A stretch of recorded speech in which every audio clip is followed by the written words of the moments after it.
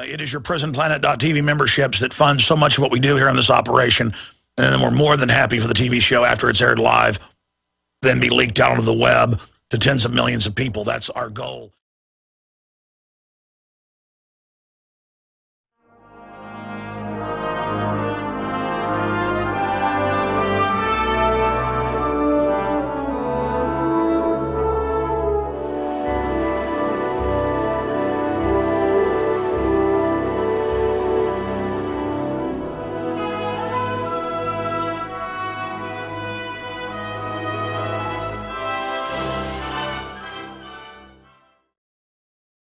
Welcome, my friends. It is Friday, June 8th, 2012. I'm your host, Alex Jones, and we're going to be live here for the next 3 hours today. Again, thank you so much for joining us. Well, where to begin?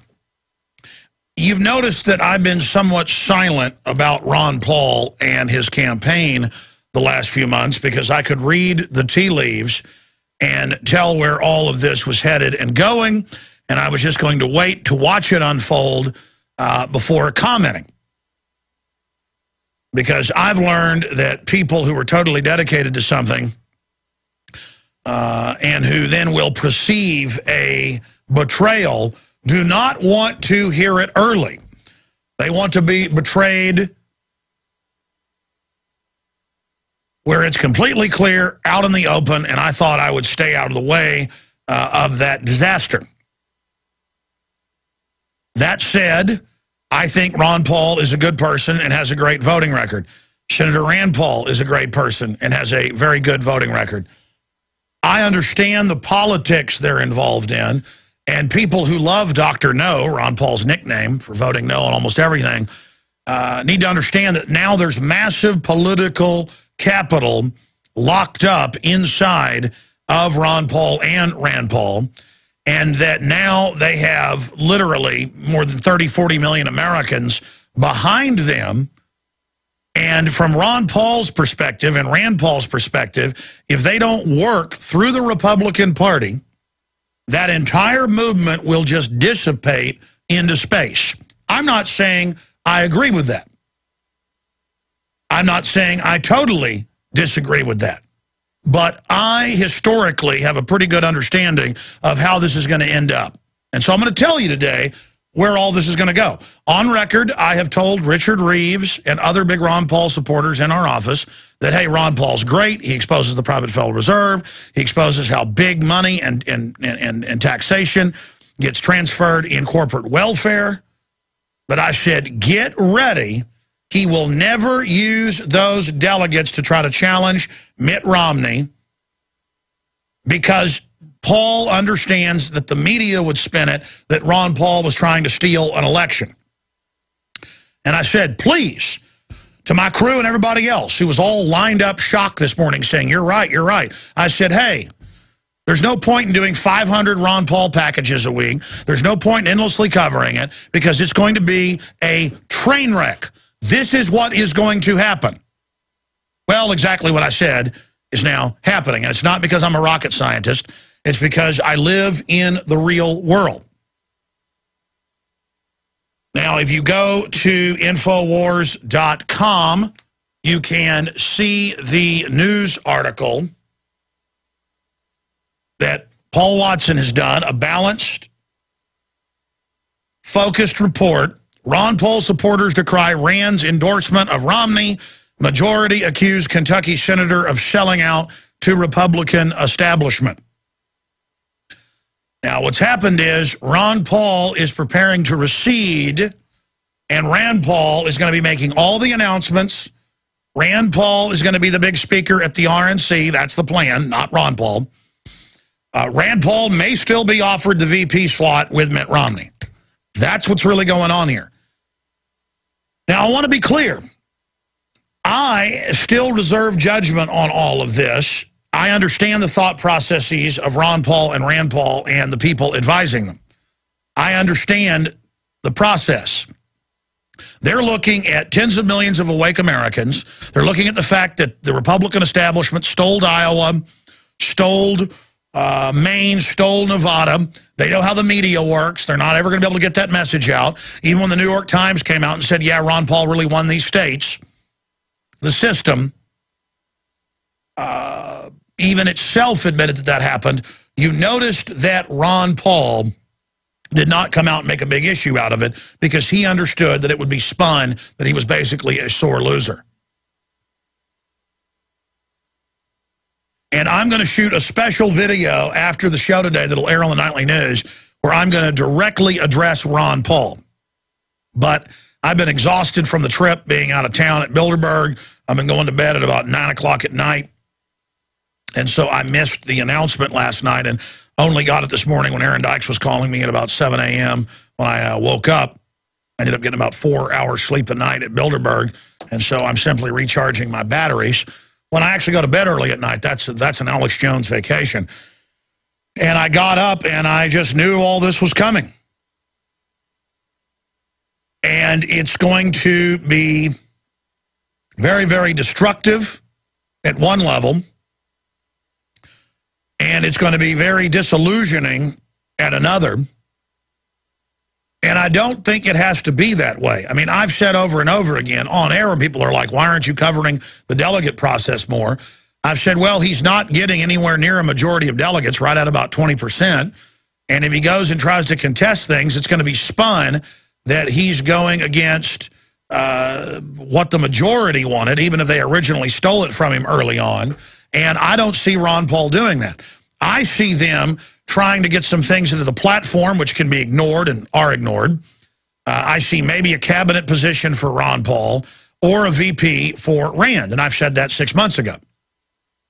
And that's what's being jockeyed for here right now. And so I'm open-minded on this. I know my gut doesn't like it, but I'm saying, okay, does Ron Paul just fade off? Do we just have the Kentucky Senator Rand Paul up there? Does Ron Paul come out and say he doesn't like Mitt Romney? And then general Republicans, remember, this isn't 3 or 4 years ago. This is now, with everybody hating Obama, all the hate being on Obama, Obama being revealed as a globalist. That hasn't been fully revealed yet with Mitt Romney. It's the season of hating Obama. And so a lot of people are getting behind Mitt Romney just because they had Obama. Like a lot of people got behind Obama just because they hated George W. Bush. And I had to be there to say, no, Obama's bought and paid for by the very same special interest as Bush. He will expand the police state, the wars, the warrantless spying, the secret arrest, the torture. He'll keep Gitmo open. He'll hire nothing but lobbyists. He'll be more secretive. All of that happened. I made the Obama deception while he was president-elect. It came out in early March, just a few months after he was in office, and it is like you're watching someone who got in a time machine and predicted exactly what would happen. So now I need to come out, I guess, with a film called The Left-Right Deception, or The Republican-Democrat Deception. By the way, Jesse Ventura is giving us one of the first interviews, a full hour on Tuesday. This officially comes out Monday, but you can order it now at Infowars.com. It's Demo Crips and Republicans. He told me this name about a year ago when he started writing it. And Ventura's new book, get it first, discounted at Infowars.com. This is really the issue. If you just attack Obama, people think you hate black people. If you just attack Mitt Romney, they think, oh my gosh, you must be an insider commie. No, both of them are Bain Capital, Goldman Sachs, Wells Fargo. It's the same deal. And it's just gangs that get together in their big commission meetings and scam the American people. And if you do get up to the top and don't follow orders, you get Kennedy'd or you get politically destroyed. And undoubtedly at Bilderberg, we're talking about wanting to kill Ron Paul at the Bilderberg meeting, according to Tucker and other sources we have. Our other sources didn't confirm the stuff about wanting to kill him and his supporters. They confirmed they were cussing Ron Paul and seeing those out there protesting him as the bad guys. Ron Paul spearheaded exposing the New World Order. Ron Paul spearheaded exposing the Federal Reserve. And now Ron Paul and the Liberty Movement, through Rand and Ron, has all this incredible political capital. And so looking through Ron Paul and Rand Paul's eyes, do they try to get Rand positioned in 4 years to run and win as president, or do they get him in there as vice president or a cabinet position? That's the idea. How do they take that giant grassroots capital And how do they take over the Republican Party? Well, I'll say this, and I'm not somebody who yells at people who are in the arena, but it's almost like they're sabotaging there, the way this stuff is announced. The way they came out and said, hey, we're going to stop campaigning in these states, and then spun it that they didn't mean it like that, that the campaign was still going. So the message was, yeah, Romney, we're quietly conceding to you, but hey, supporters, keep giving us money and get out there and get us the delegates because we're still going to win. And I was like, that's what I don't like. If you want to know what I don't like, and I'm going to talk about this more today, it's that politics was played with the constitutionalist, libertarian, Americana, patriot movement. And I sat there and I watched it, and I said, is that Jesse Benton? I mean, and I said, you know, Jesse's not a bad guy, but I said, this really stinks. And I just wouldn't talk. I just went into a neutral mode, and I had Salon and Washington Post and all them out there asking me about this at Bilderberg, and I just said, no, Rand Paul, good. And I said, I got to sit here and watch. Now, right now, the jury's still out, and I'm watching this, and I'm understanding their thought processes. But I don't agree with it because there's no way Mitt Romney's going to bring Rand Paul in or Ron Paul in and let them actually go against the globalist agenda. This is a one-way street. The rhetoric may be that, oh, yes, you're influencing us. And I talked to high-level Republicans in the media over the weekend. I'll just leave it at that. When I was in Virginia, went out to dinner with some, and they said, listen, yeah, Ron Paul ought to try to influence Mitt because he's got a lot of good ideas, and where do you stand on this? You know, Ron Paul, you're not the only ones that are taken up on the mountain. And again, I'm not even saying that the people up on the mountain in every case are at the top of the mountain up there with El Diablo. This is how politics works. This is how people get sold out 1 inch at a time. I got a bunch of notes here I wrote right before I went live on air. I thought about this a lot this morning, but I got to go with my gut here and tell you what I really think about all this. So call everybody you know, tell them tune in right now. Let's not let the fact that, you know, Ron Paul's been a big victory, a big spearhead for us to fight the globalists, the banksters, the New World Order, the Federal Reserve, the Law of the Sea Treaty, the UN, the Rockefellers. But hey, ideas are bigger than Ron Paul and Rand Paul. So I'm going to keep going the same direction against the New World Order. Again, the jury is out on Ron Paul and Rand Paul. I think joining with Romney openly and not challenging him, as they do Obama, will hurt the legacy of Ron Paul and Rand Paul. There is no doubt in my mind politically that if Rand Paul stuck to his guns and behaved in the exact manner of his father, that he would end up being a super dominant force in the next election. And if he challenged election fraud in the states when it happened in Iowa and Maine like it happened this year, and if he got really aggressive and built a movement over 4 years, he could be a bully pulpit in the Senate and absolutely dominate and block legislation and promote legislation. And he could end up being the president of the United States and pulling this republic out of where it's going. But I'll tell you this, if he supports Romney and gets a speaking slot or a cabinet position or his dad does, when Romney betrays the American people, just like Obama's done, and tries to have amnesty and tries to have socialist health care and tries to have gun control and tries to have carbon taxes, everything he supported before he ran for president. Remember, Ron Paul has run TV ads about this. All the flip-flopping. He's bought and paid for by Bain Capital. He's bought and paid for by Goldman Sachs and J.P. Morgan. Do I dislike Romney? No. Seems like a funny, charming guy. Obama seems like a funny, charming guy at certain levels. They're teleprompter readers. They're high-level minions of the New World Order. So all of this is a distraction and a diversion. That's why Ron Paul was different, was because he was addressing the banksters, the crony capitalists who were anti-free market. He was bypassing their system, and folks, he was winning the first primaries. That's why the polls showed him first in Maine, first in Iowa, and then it was stolen. They caught them stealing it. They wouldn't count the precincts where he was winning. Even the New York Times had to admit he really won Maine. And now we see Rand coming out and saying, well, I always supported my father, but now I support Mitt Romney. And I understand why they're doing that. I know Rand Paul personally. I've known Ron Paul for 17 years. They're good people. Who you see on TV is who they are behind the scenes. They're good people. But they've been too close to the Beltway too long, and they have this idea of, let's not lose this political capital, let's take over the Republican Party. That's not what happened. And all of your supporters, I knew you were going to do this, and I warned you guys through back channels not to do it. I warned through your family not to do it. You think you're going to go in there and influence it. It doesn't matter, because the main body of your supporters, as you can see, again, I waited for this to happen. The main body of your supporters feel totally and completely 110% betrayed.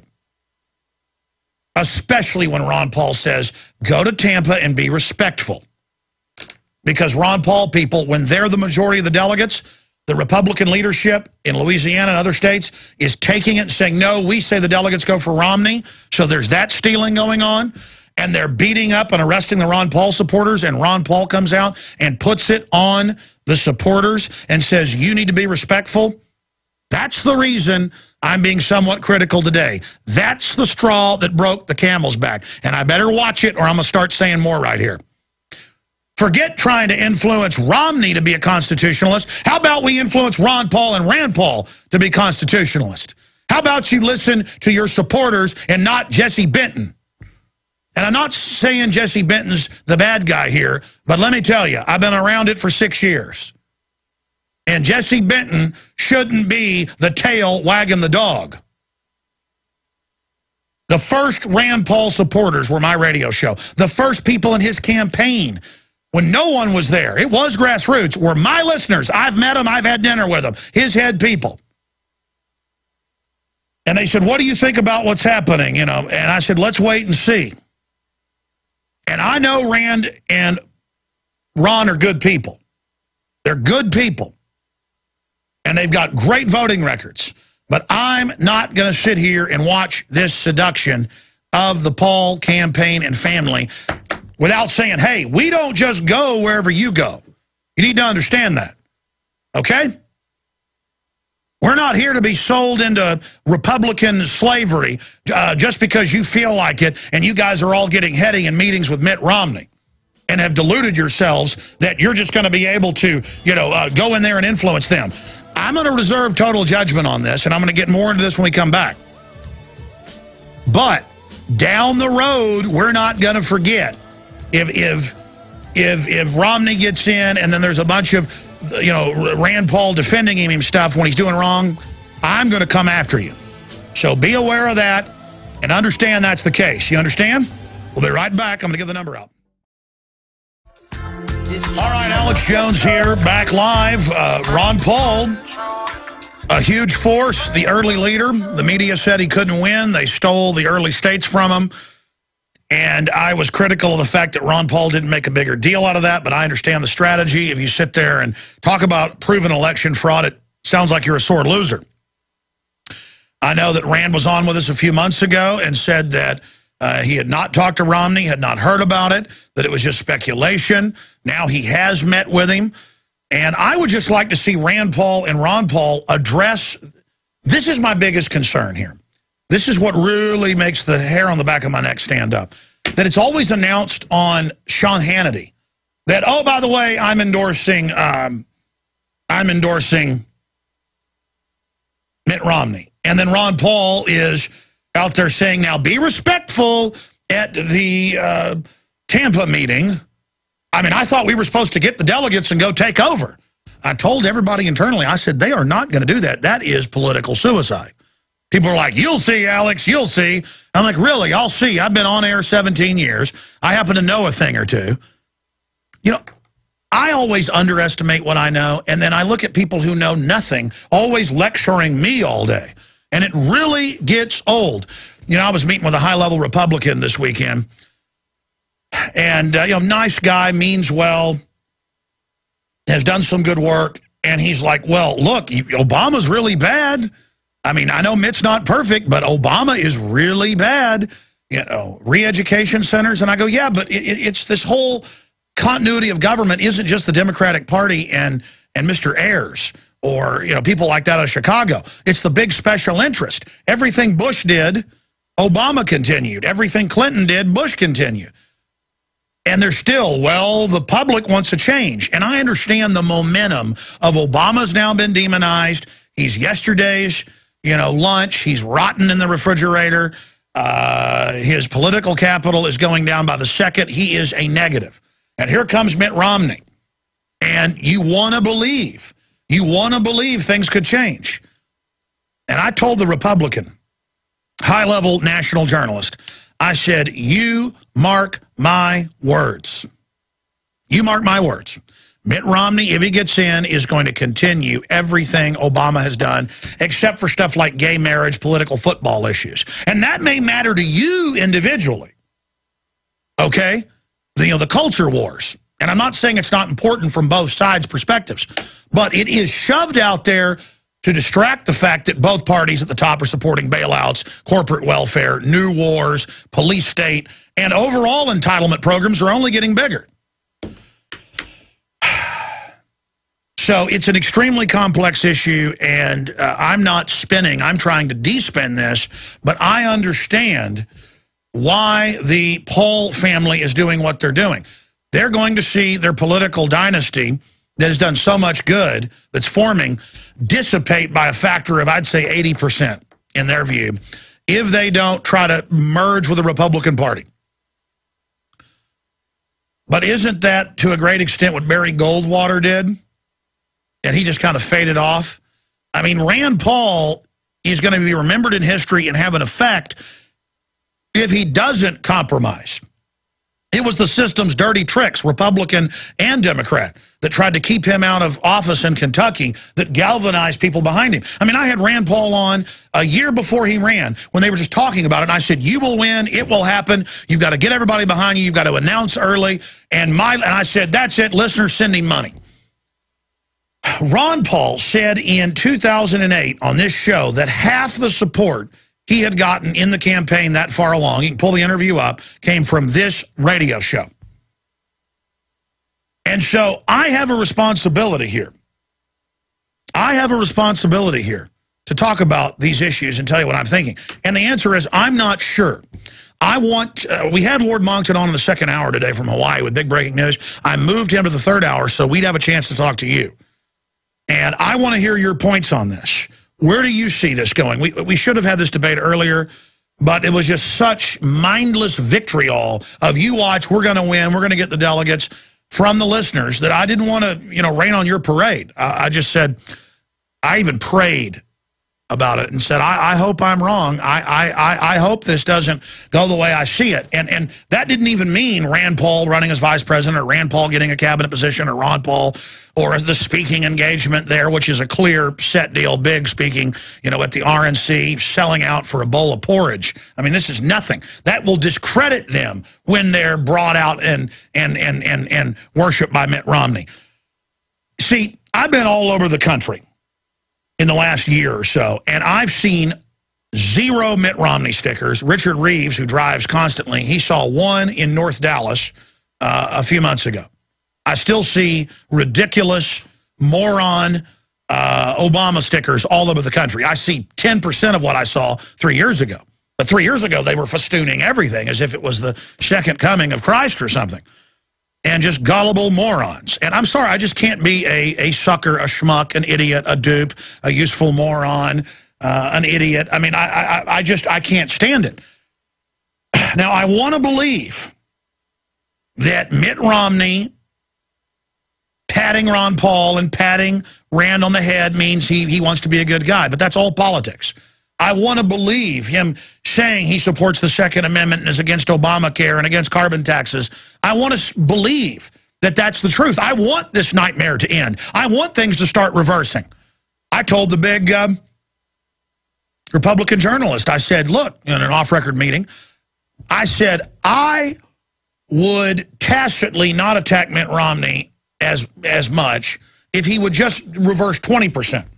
I mean, if we could just not go directly off the cliff, if the TSA stopped going down our pants, if they didn't, increase them, and if he didn't do carbon taxes. But I said, you mark my words, when he gets in there, They're going to launch more wars, more police state, all sorts of weird tricks.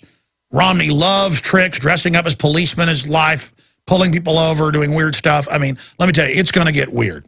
It's going to get strange. And it's going to get just as bad or worse with Obama. I understand that. But wouldn't it be better to have Obama in?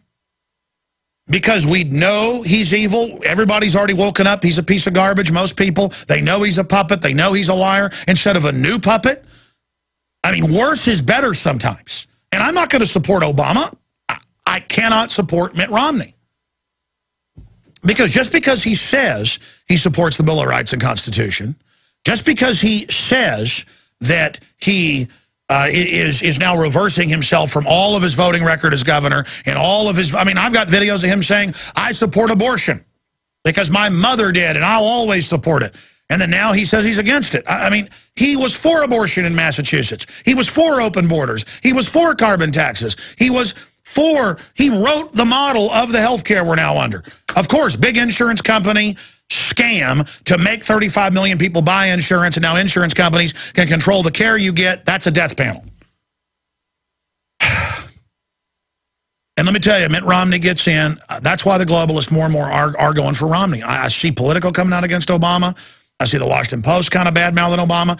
They're turning against Obama right now because they go, oh, my gosh, he was going to be our man, but it didn't work. Put Romney in. That'll make the libertarians and conservatives go to sleep, especially if Ron and Rand Paul get behind him. Ladies and gentlemen, Ron and Rand Paul, you may have some strategy that you think is going to get you in there and that you understood you couldn't use the delegates. It would look like you were stealing the election, so you're going to try to get a speaking slot in a cabinet position or something, or Rand on the ticket.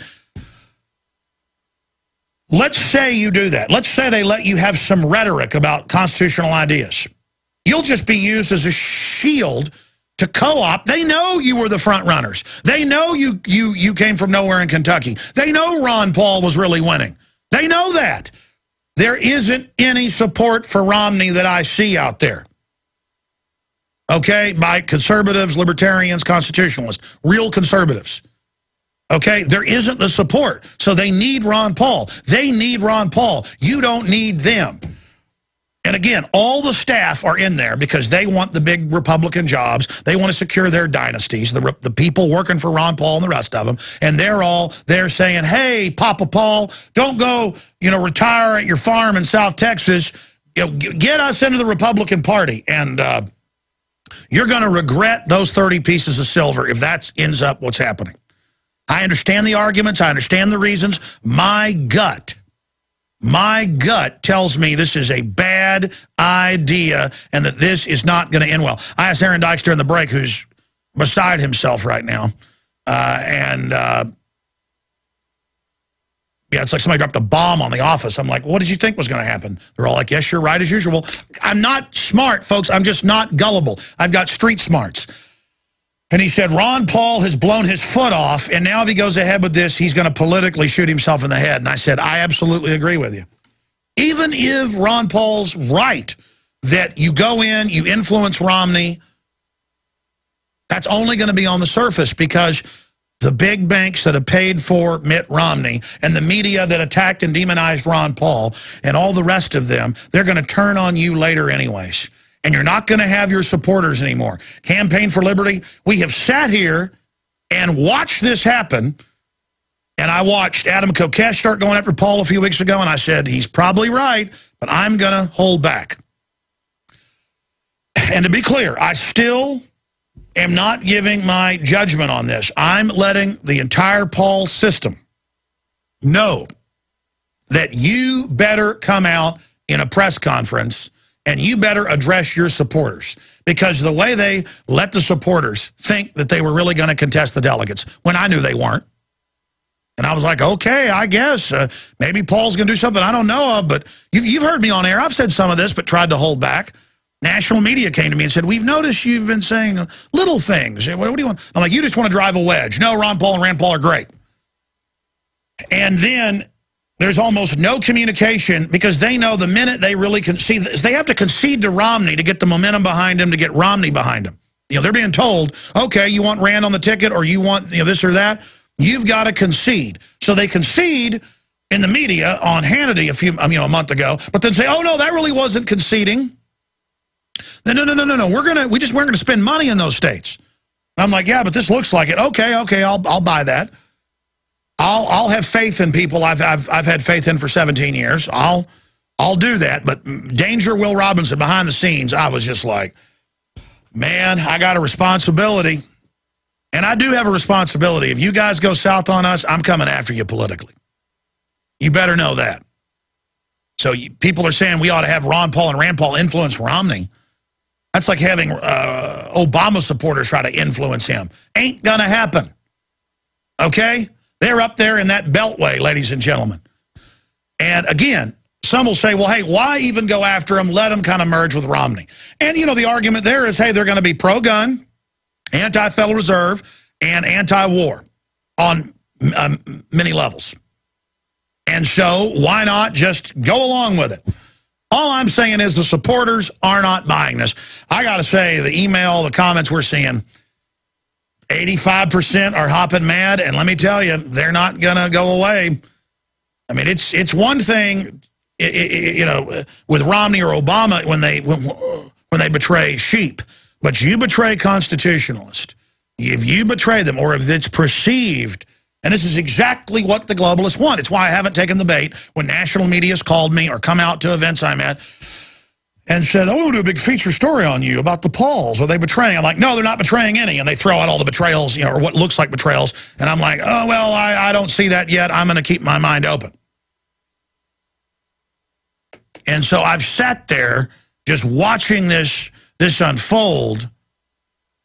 And again, I'm not going to tell you how the cow ate the cabbage here, but here it is. Ron Paul supporters decry Rand's endorsement of Romney. Majority accused Kentucky senator of selling out to Republican establishment.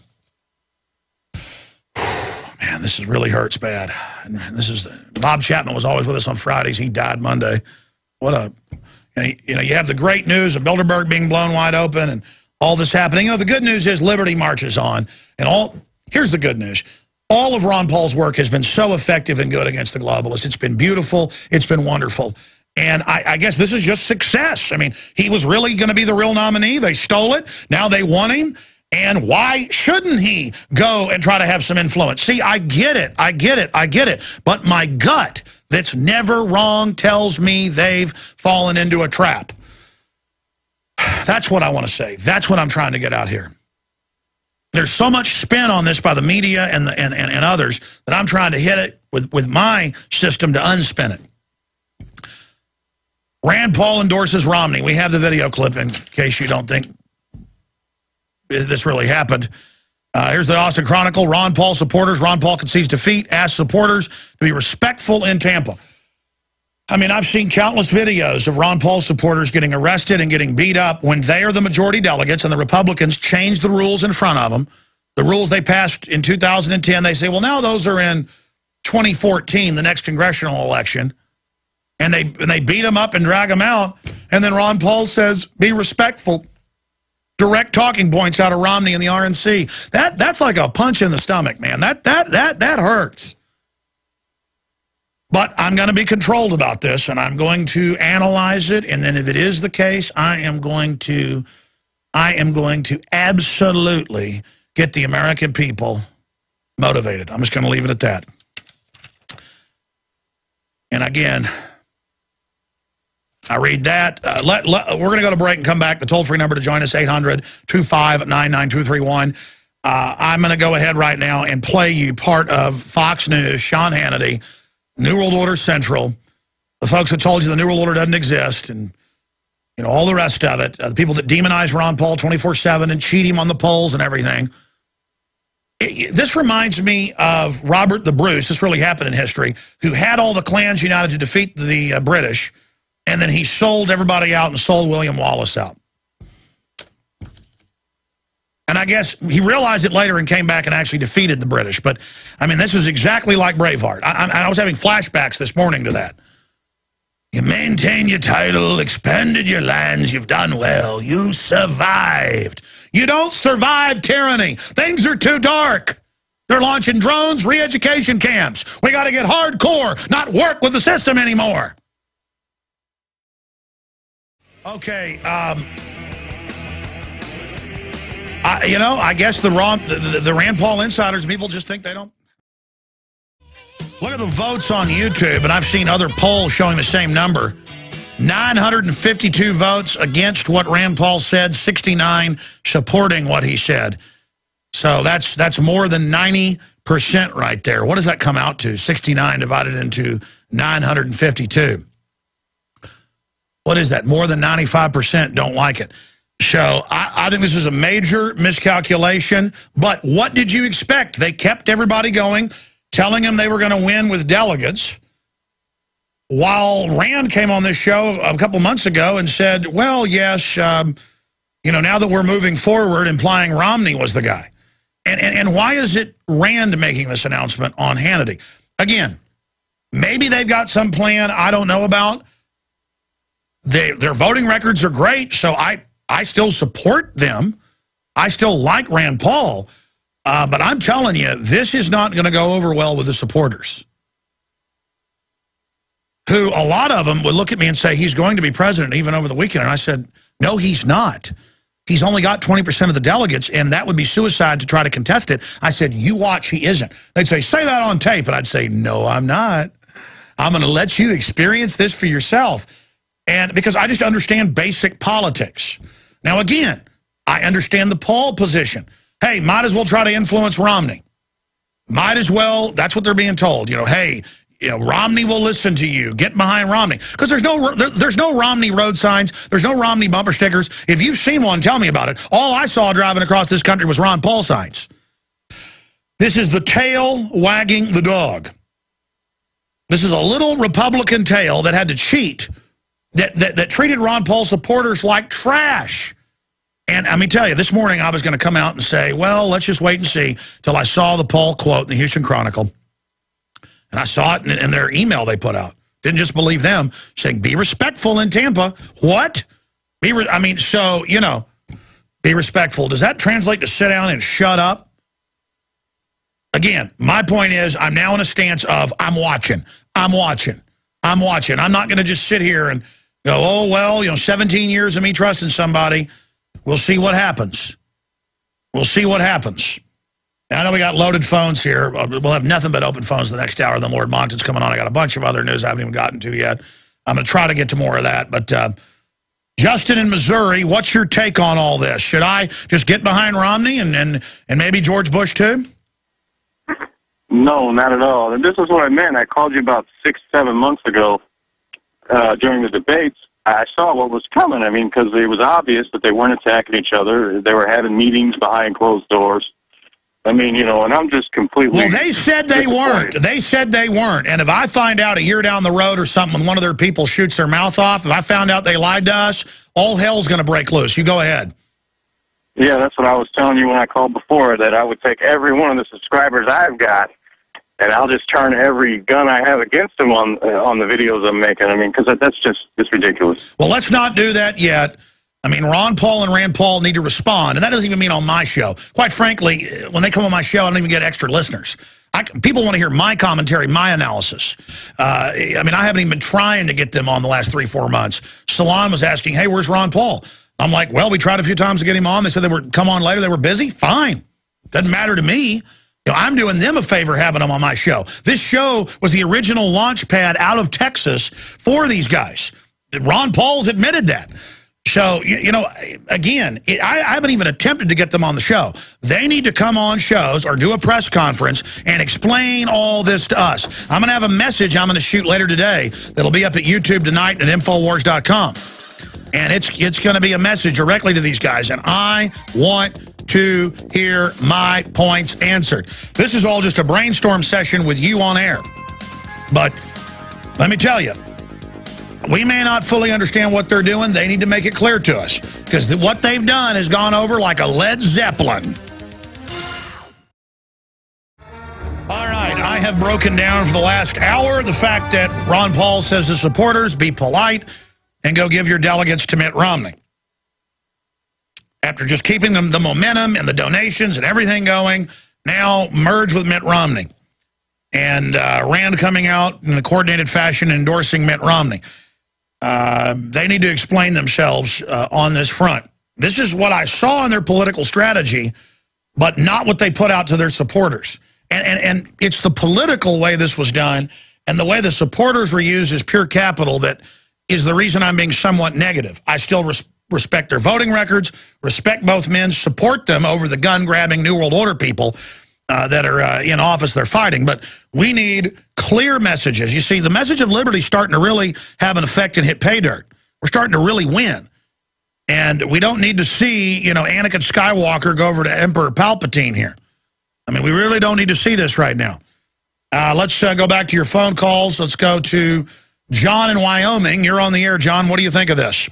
Yeah, Alex, when I lived in Southeast Texas, now I've known Ron Paul personally for 38 years, and I have the same gut feeling that you do about this thing. This whole thing stinks of a sellout. Now, let me tell you two things that have happened in his campaign that seem like deliberate sabotage. First of all, I still have a lot of friends and relatives living in the Houston area, although I'm way up here in Sheridan, Wyoming. And all of my friends and relatives were saying that why the heck did Ron not tour through Houston and Harris County when he was campaigning for No. You notice even before Texas and other key states, he said, we're no longer going for delegates. We're no longer going in these states. And I'm like, you could have won Texas. I saw that and I said, oh, no, don't give over. Don't kneel to the dark side. And then now this, I mean, how many more? I mean, I'm sorry, go ahead, sir. Well, that's another key point right there. I'm writing that down. You're right, did not campaign hard in Texas. Yeah, there's another key point, is I noticed that he was not speaking at the NRA convention in St. Louis. And then at first I thought, well, the NRA didn't invite him. But when I called them, they said, John, we invited all of the Republican candidates, but for some reason Ron did not accept. And I called Ron's campaign headquarters in Virginia, and I said, what's going on here? And they gave me a bunch of Weasley remarks as to why Ron didn't speak. I said, I would have personally driven, because I've been a life member of the NRA since '78. I said, I would have personally driven from Sheridan, Wyoming to St. Louis to introduce Ron. No, that would have been an absolute key to speak at that. I mean, so many Republican candidates do. It was insane. Listen, I mean, I'll tell you, the last few months when our listeners call up supporting and even trying to give money, they'll get little snide remarks about me if my name's brought up. That never happened before. I mean, I wonder who is in that campaign now. I mean, is it Bill Clinton running it or something? Well, the whole point is Ron was the only real pro-gun candidate who would have been embraced by the NRA membership and gun owners all over the country, and yet he blew that golden opportunity. He didn't show up. And No. Instead, it was all about campaign for liberty and the idea of liberty on campuses, which I know is effective and good. But listen, he stopped doing a lot of big syndicated shows that were his bread and butter about 4 months ago. I tell you, look, before I was just kind of, hey, it doesn't matter. He's not going to win now. Let folks be delusional about the delegate thing. I knew we had to cross this bridge, and I thought, please don't do what my gut tells me is about to happen. And I tell you, like you said, my gut, maybe it's threats. You know, they called up, in the early 90s, they called up Ross Perot and said, we're going to kill your daughter and your family. And he was going to win. Imagine Ron Paul should have run third party to inject real ideas. He'd have gotten $50 million. That would have built a new third rail in this country, but it didn't happen.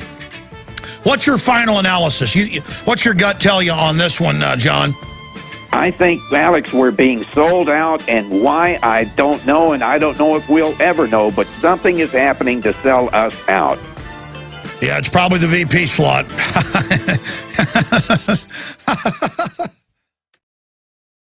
Well, as all of our listeners know, I absolutely love Ron Paul and his incredible voting record, his philosophy of constitutional limited government, his incredibly positive voting record that is perfect. Rand Paul, who I encouraged to run, my listeners were the first to give him money, the first to staff his original staff. I know he's a good man. And I understand why, if you have Romney approach him and talk about a cabinet slot for Ron Paul or VP for Rand, and I know that's being debated and up in the air and they're having private meetings, I understand how they could say to themselves, well, let's take over the Republican Party or part of it with the giant liberty movement. But that's not what happens in politics. Mitt Romney is bought and paid for. His voting record, his fruits, abortion, open borders, gun control, carbon taxes, wrote Obamacare. It's really O'Romney-care or Rombumacare. I don't know how you combine their two names. O'Romney-care. That's not really going to happen. You know, the question is, can you push Romney to be good? I can't stand Barack Obama. I wish Mitt Romney was for real.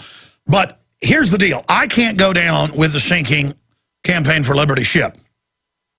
I can't do it. I mean, if it's just going to be taken over by a bunch of slightly libertarian Republicans, when our country is having its entire Bill of Rights and Constitution overthrown, a technocracy's coming in, I cannot and I will not go down with that sinking ship. And let me tell you, we're on over 100 stations, XM 166. If you just joined us, I'm Alex Jones, Syndicated Radio. We're live. It is Friday, the 8th day of June, 2012. I cannot go down with my family with the Romney ship. Now, I'm not in overdrive attacking Romney. You notice it's Obama saying he's going to sign executive orders to put us under UN control with law of the sea. It's Obama going into hyperwarp with checkpoints and police state and TSA. If Romney got in and suddenly shut down the TSA or got rid of the body scanners and did cut taxes and shut down some bases, I'd go, wow, well, the elite has figured out we're going to collapse if they don't back off. Well, Romney's kind of like Reagan, you know. But again, I reserve judgment on that until I see something different.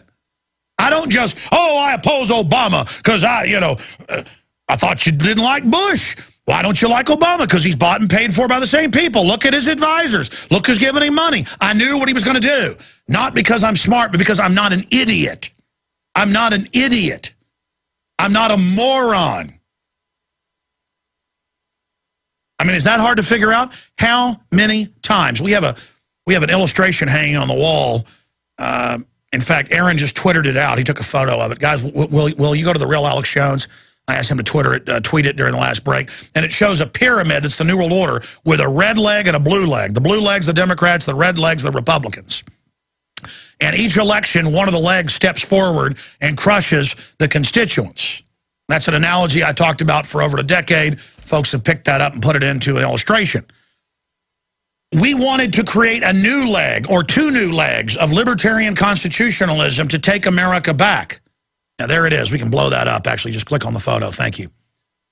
That's hanging on our wall here in the office. Left, right, left, right. Next time I'll vote Democrat, the Republican says, as they're being stepped on. Next time I'll vote Republican, the Democrat says, as they're being stepped on. And so it goes on forever while the mainstream corporatist media belches out its propaganda. It's called the March of Tyranny by Ben Garrison. And there you have it, up at The Real Alex Jones on Twitter. So I'm going to try to shut up and go back to your calls, but, you know, these emails are pouring in. Has Romney turned against the New World Order? Question mark. Are Easter bunnies real? I don't know. Is Santa Claus real? Last time I checked, no. What if the Mormons, Amish, etc. have turned against the New World Order and are secretly trying to defeat them? Why did, most of the Mormons I've seen are supporting Ron Paul. Why did Clinton come out to be anti-Romney? Because the Clintons, through blackmail, run Obama. Why is LaRouche seeming to be pro-Romney and anti-Obama? Because they see it as a signal, if we get rid of Obama, to the world that things are changing. Only if it's an impeachment, though. The devil has so many devious scams up his sleeve. I'm sure it's all planned by God regardless. If they come out, maybe they'll blow their cover, but they need to unite and say, Romney, Ron Paul, Rand are here to double-cross the New World Order. That sounds like delusion. Here's another one from Ernie. I think they probably have been threatened. Think so? We get threatened on a daily basis. Yes, undoubtedly. Ron Paul entered a very dangerous realm where he really was winning the early primaries. Then when they stole it from him, people thought, well, he's not really going to win. Momentum did shift to Romney, but again, there's no hype behind him because they know that conservatives are like, this guy has a bad record. I mean, do you need me to play the clips of him endorsing abortion? I've always supported abortion or gun control or any of it. I mean, look, I just want a future. I'm not just here to oppose people. So many people we had on as guests endorsed Obama.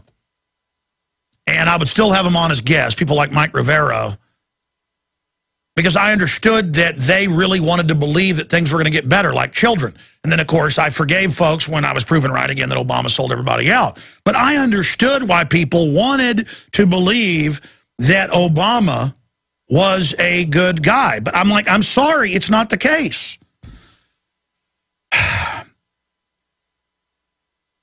The way they announced this, the way Ron Paul said in his own press release, you need to be respectful, Ron Paul supporters who've been beat up and everything else, when they're the majority, when they've really won, when they're the delegates, and the Republican leadership says, no, we're taking the delegates, and changes the rules, and people say, no, no, no, and the police beat them up.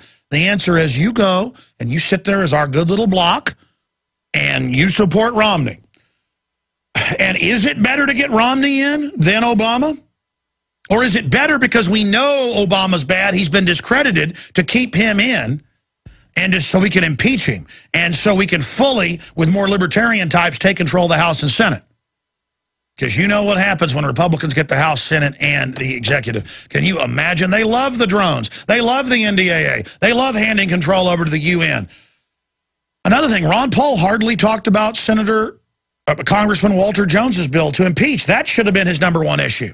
We'd try to get those questions into Paul at press conferences, and they'd say, nope, nope, no more questions. I mean, it's like, come on. Use the bully pulpit you've got. Ron Paul should be out there campaigning right now for impeachment, right now to fight the New World Order. And again, I've held my tongue, and I reserve judgment. But our listeners are hopping mad, and you did this to yourself. All the little campaign people that work for Ron and Rand who think they're going to get all the big jobs in the White House now, their average age is about 25, and they're mainline Republicans. They're mainline Republicans. And again, we can't have Lew Rockwell go down with the ship. I'm not going down with the ship. Not going down with the ship. Let me just give you a little news flash. I'm not going down with the ship. And right now, you just blew holes in the bottom. You better do a press conference and patch those holes right now and explain to us why you played everybody along that you were going to get the delegates and some miracle was going to happen when we all knew it wasn't. Because it kept the donations going. It kept building the power block to get the princeling in. We don't want a princeling. We want Ron Paul. We want Rand Paul to act like Ron Paul. And he has a good voting record. He's done good things. Don't screw it up. Okay, I'm ranting. I'm ranting here, ladies and gentlemen. It's the whole way this has been handled. I don't like it. Sean, you're on the air. Go ahead. You're listening on WWCR Global Shortwave. What's your take on all this? Am I wrong? Should I get behind Mitt Romney? Should I get behind Maine Capital? Should I get behind the New World Order? You're 100% right, Alex. I had some quick points I wanted to make, but now I've got to talk on some of the points you've just made. You used the word forceful. There's always been a problem with Ron Paul, and even the kid Rand. When I watched on television Rand Paul accept his nomination in Kentucky, he talked about constitutional principles and this, and he walked around this quote by Jefferson, and I kept saying, why doesn't he just say this quote? And this is where constitutionalists, and I've been in this movement since '83 in the West, get hung up all the time. Let no more be heard of confidence in men, but bind him down for mischief by the chains of the Constitution. This is 1980 in the inverse, where you had a candidate like Ron Paul talking about the gold standard, talking about constitutional principles, and he was subverted or sabotaged in Detroit by the establishment, and he actually picked somebody who was part of the Council on Foreign Relations. That's right. Ronald Reagan, on record, was anti-New World Order, gave speeches, said George Herbert Walker was trilateral, was a globalist, and they came to him, and this is on record, and said, this came out in the news, you will not get it unless you put George Herbert Walker on. And then they shot Reagan to get him under control. Go ahead. You're absolutely right. And we've talked before. I was one of the people, I was 19 years old then. I saw this with my own eyes. And when you see things in life, like Bob Chapman, who I had the pleasure of talking to once, and you see how strong the establishment is, you never forget it. A couple other things. I talked with Sheriff Mack about 5 weeks ago. Perhaps you should have him on the program, because he was telling me some negative things that were going on within the campaign in Southeast Texas. The other, you hit Ron Paul's campaign. Well, let me go further. He's got Ted Cruz in there, who actually voted for tax increases. I was looking at his voting record, and they're calling him great at Ron Paul rallies. His wife's CFR.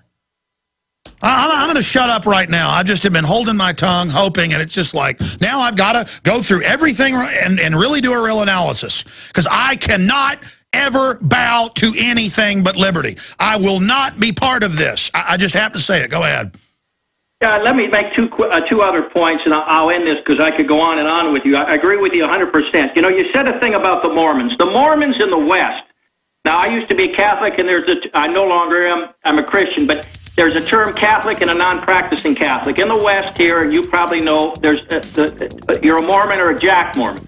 Romney is way out there being a Jack Mormon. The real Mormons, this Romney is not in the mold of a Cleon Skousen, a Joel Skousen. You and I agree on that. And, you know, it's going to come down to a fight. That's what ultimately is coming down to. Well said. More calls straight ahead.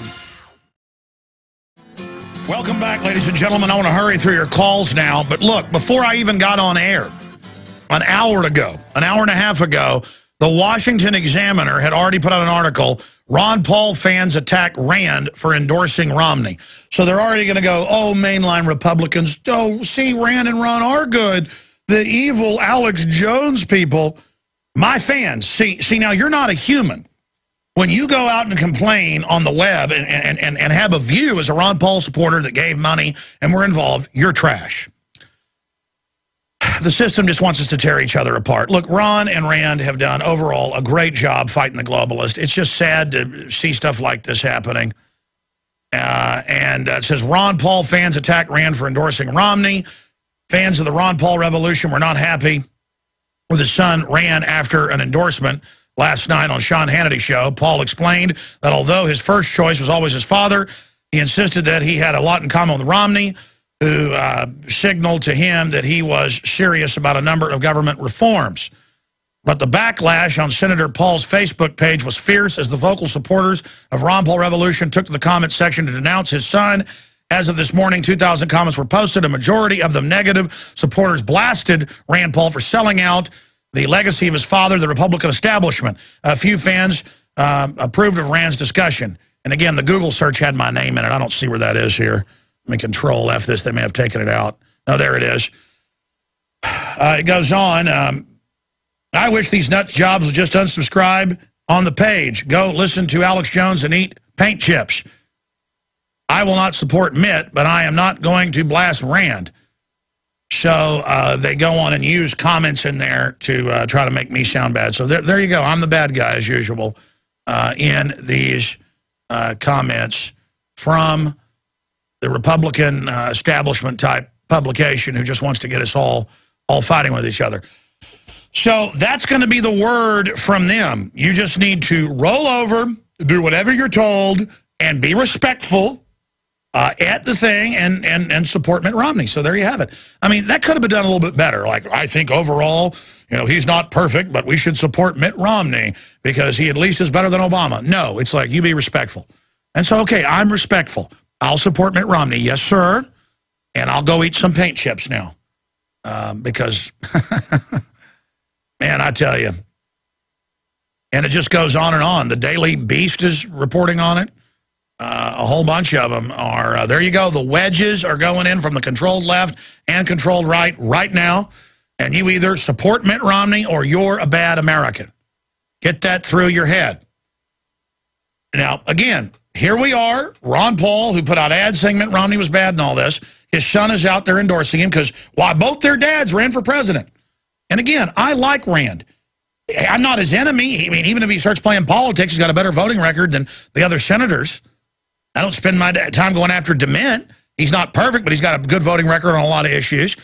My point is that this is the pureness of Ron Paul we're talking about here, and people aren't going to like it. So they're going to try to find somebody they find polarizing. That's clear. Alex Jones, and say, oh, see, without me even going after him, before this even happened. Well, first it was Alex Jones fans. That was the original headline. Look, I found it right here. I put Alex Jones, Ron Paul, and click news.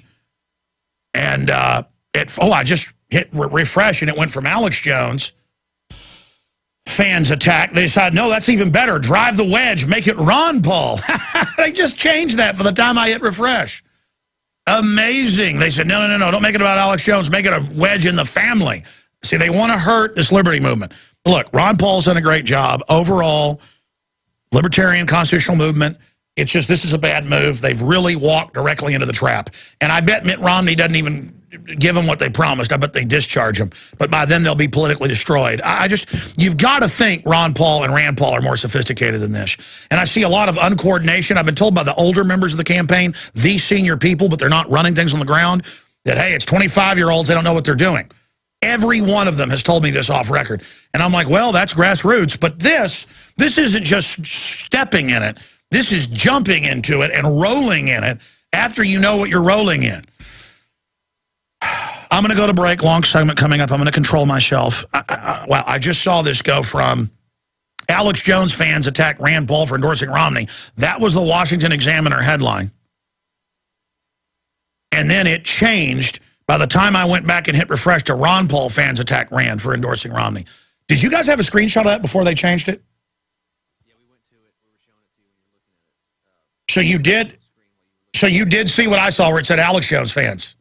Yeah, well, I didn't read it as... You didn't read it? You're not sure? Well, we'll have to find out later because you went to it after I'd already clicked on the article. Amazing. Well, we'll see if you were able to catch that. I saw that. Wow, well, good. At least I'm not going to get the blame for all this. Ron Paul, he did it. He's bad. His evil supporters got in the way of the little darling Rand. This is a terrible thing. Give that baby some more porridge. I mean, that's how they're going to try to spin this. Rand Paul ran a maverick campaign, didn't flinch. They pulled out every dirty trick. The same Republican establishment he's trying to get in bed with right now. Your call's coming up. Yes, my friends, it is the final countdown to election 2012. Mitt Romney is being crowned the nominee before the convention. Ron Paul has said be respectful of the event in Tampa. And so I say I agree. Kneel to Romney. And the new spin is going to be you're a bad conspiracy theorist, someone that doesn't trust known liars, if you don't fully do what you're told. And all the people that are part of the Ron Paul infrastructure and Rand Paul infrastructure are undoubtedly being told, you get with the program. Those that are against this are ex-cathedra. They are excommunicated. They are bad. Well, listen, we built Ron Paul. We made Rand Paul. And liberty will continue and go on. And I'm not saying that they're bad people. They've done a lot of good work. But I have seen an attempt by the Campaign for Liberty and others to bring in mainline Republican candidates and just kind of give them the name of, you know, the certification of Ron Paul certified, like Mr. Cruz, Ted Cruz, Mr. CFR here in Texas, who's been for tax increases and supporting property taxes and all of it. When I heard all this, I didn't believe it, and I went and looked it up, and I was like, wow, well, maybe they're just not researching. Well, maybe I'm wrong about this. Maybe I'm wrong about that. But now, the endorsing of Romney, when through the campaign people were told, get more delegates, we're going to contest it, we've got a secret plan. And I was like, that's not going to work. And then to watch all this happen, and you know, to see the announcement, oh, we're not going to campaign in these states, but we'll still try to get delegates. But that's not conceding. And, oh, we're still moving forward. It was a strategy to keep the donations coming in, all of that, while cozying up to Romney. Whereas it should have been Paul and Rand charging in there, contesting and all, to really get concessions. But again, we're not sure about all this yet. My listeners, you've been hearing their calls, are unanimous. I mean, 95% or more feel betrayed. Folks, let's not let the globalists play this into a big deal and all have a big fracture and turn it into a big rout. We've exposed the Federal Reserve, the New World Order. We're moving forward. We can use the Campaign for Liberty system to wake people up, at least the remnants of it. Rand Paul still got a great voting record compared to the other ones. But this does take the sheen off. You know, they've always tried to, that the Pauls were, you know, never selling out. This is a bad move, the way this was done. And we have to tell them that, or they'll keep going down this path. Forget trying to influence Romney, who's bought and paid for forever. How about we try to influence Ron Paul and Rand Paul, bring them back to earth here? We could give their numbers out on air. Give me Rand Paul and Ron Paul's numbers, please. Bring those in. The Senate number. Bring me the Ron Paul campaign number in Virginia. You know what? I'm not going to even do that. I'll wait on that. But I mean, because we're just those paint chip eaters. We're just those people that put them on the map. We're just the people that brung them to the party. We're not all the young little Republican purebreds, in there thinking of their dreams of being big shots in there at the campaign headquarters. We're just those scum Americans that gave our money. Let's go ahead and talk to Bruce in New York. You're on the air, Bruce. Welcome. God bless you. There's 2 points I want to make, and one is extremely urgent. I had received a warning about Obama prior to him even being chosen to be president. This warning was given to me through a newsletter dated March 2008, and this person that received this warning, I don't know if you believe in dreams and visions, but he received it through vision. Ma'am, we're taking calls. We don't screen calls, but every once in a while I say we're covering Ron Paul, Rand Paul, election 2012. Okay, did you call in about that? This is important because it's about Obama, and if he gets back into office, what's going to happen? That's why I'm reading this. Okay, I know what you're talking about. Okay, I got you. Obama's going to be the devil if we don't get Romney in. Is that the long and short of it? Oh, no. No. What the long and short is that Obama is going to outlaw Christianity and bring in the Nation of Islam. And to back that up, there is a speaker, Israeli speaker called Avi Lipkin, who has intelligent information through his wife. All right, ma'am, God bless you. I appreciate your call. Send me that info. If Obama tried to ban Christianity, which they're trying to do incrementally, banning crosses, telling the Catholic Church you got to, hire people that aren't Catholic, you got to pay for abortions, that would cause a restoration through peaceful revolution overnight. Bring it on. Let's get it worse quicker. Let's wake people up. That's why they want Romney in now, to put everybody back to sleep, just like I said with Obama. They want to change horses. Adrian in Michigan, you're on the air. Go ahead. Hello. Hey, buddy.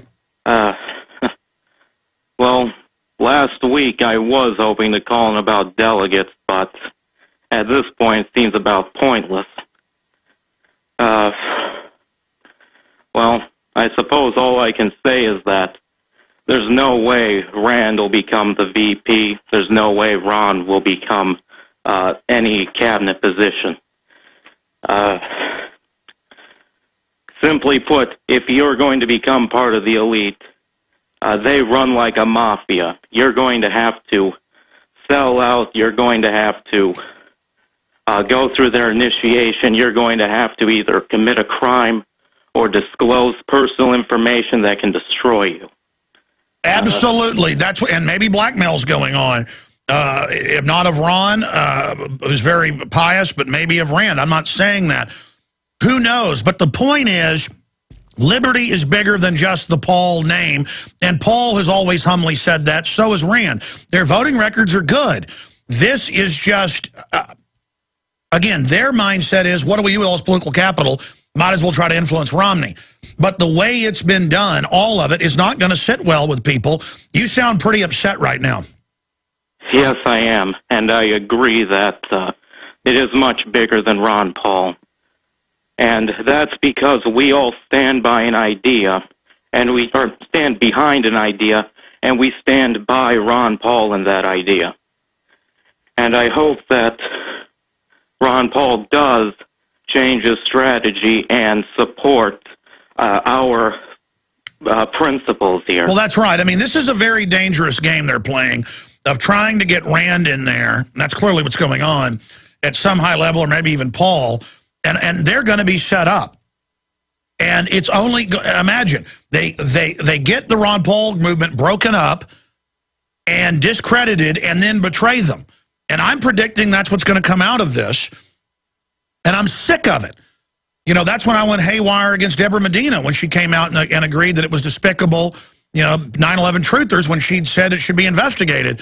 It's betrayal that I won't put up with. If Ron Paul was only 95% right, when he's about 99% right in my view, and I didn't totally agree with him, that'd be fine. It's when you make 180-degree changes. And Okay, you were going to be a delegate. Ted Anderson's one of the big main state delegates from Minnesota. I should get him on the show. When you're a big delegate and you're involved in all this, I mean, was the campaign not implying like you guys were going to take over and do something with the delegates, and now you're just being told go give them to, Romney? I'm not completely sure about Paul yet, but that does sound like what Rand is doing right now. All right, well, again, we'll have to get Ron Paul's take on all this, and he better get on it quick. Let's go ahead and talk to Robert in California. You're on the air. Go ahead. Hello, Alex. How are you doing? Good.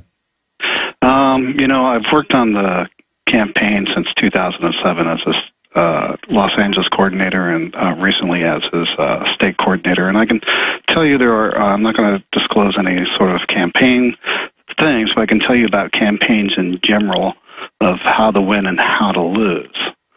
One of the things, especially in California, you have to have a start of an early presence. And back when he announced his presidency, we started organizing on the grassroots level and tried to get some help from the campaign just to get a letter to get the voter registration so we can start calling and making those necessary things to do when we can talk to voters and get votes. We worked very hard here in California getting those delegates that are now seem to be freed up to vote for whoever they want in the convention, but I believe that the people will live by their principles and vote for Ron Paul anyway. We were sort of disappointed on the announcement that he wasn't spending money out here instead of just remaining silent a week before our primary. So there are a few things that, you shouldn't be doing if you want to win elections. Let me ask you this question. What do you make of Ron Paul saying, when you go to Tampa, be respectful? Well, we're working on our own fight out here in California to take back the Republican Party, but we are respectful, but we're not wimps. In other words, we stand up to them, we tell them the truth. But we're respectful about it. I guess maybe in his term respectful doesn't mean, yelling and screaming and... When the Republicans openly take the delegates away and change the rules and have police beat people over the head, how about Ron Paul tell the police not to do that to his supporters? I think he should have done that and denounced their behavior.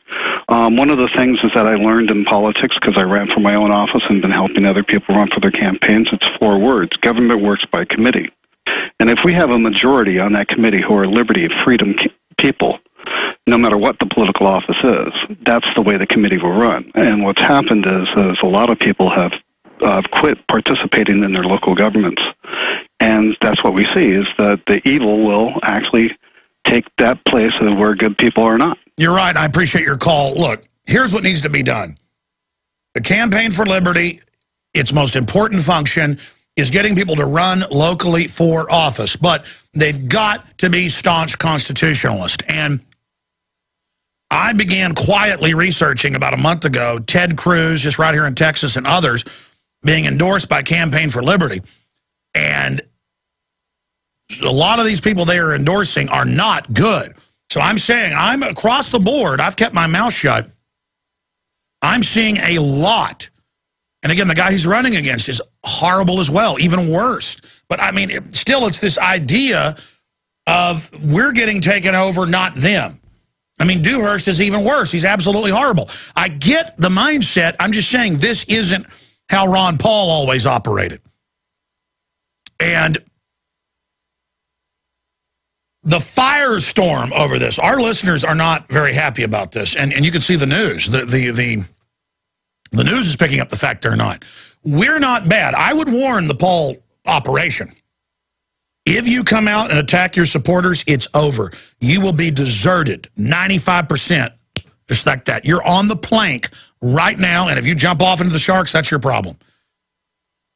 I mean, it's very, very simple. I care about the Pauls. I know they're good men. They're at a very high level now with a lot of stuff going on around them. I can understand the mindset of, hey, let's take over the Republican Party, but the way this is being executed, that's not how this is going to happen. And I think it's a sneak attack. I think the media is now going to exacerbate all this, tear everything apart, and I believe it's a disaster in the making. And I've kept my mouth shut. That's all I can say right now. Zoe in Illinois. Zoe, you're on the air. Hi, Alex. I'm just a little old blind gal that doesn't know a whole lot, but I've been watching this for a while, and I'm worried, and I'm reserving judgment, but I've been worried about something for a while, that all of this may have been planned from the very beginning, even by the Pauls, and it may be that old Hegelian dialectic. And I don't want to think that. I'm trying not to, but, you know, I was a Bush supporter at one time, and I always hang on and give people the benefit of the doubt, and I'm a Christian woman, and I believe in being civil to everybody as much as I can. You know, I don't care who they are, but I still have my feelings. But that's what I'm worried, that maybe this was all just planned to get these libertarian people corralled, and then the people that don't like that, like us, will revolt, and then they'll clamp down on us.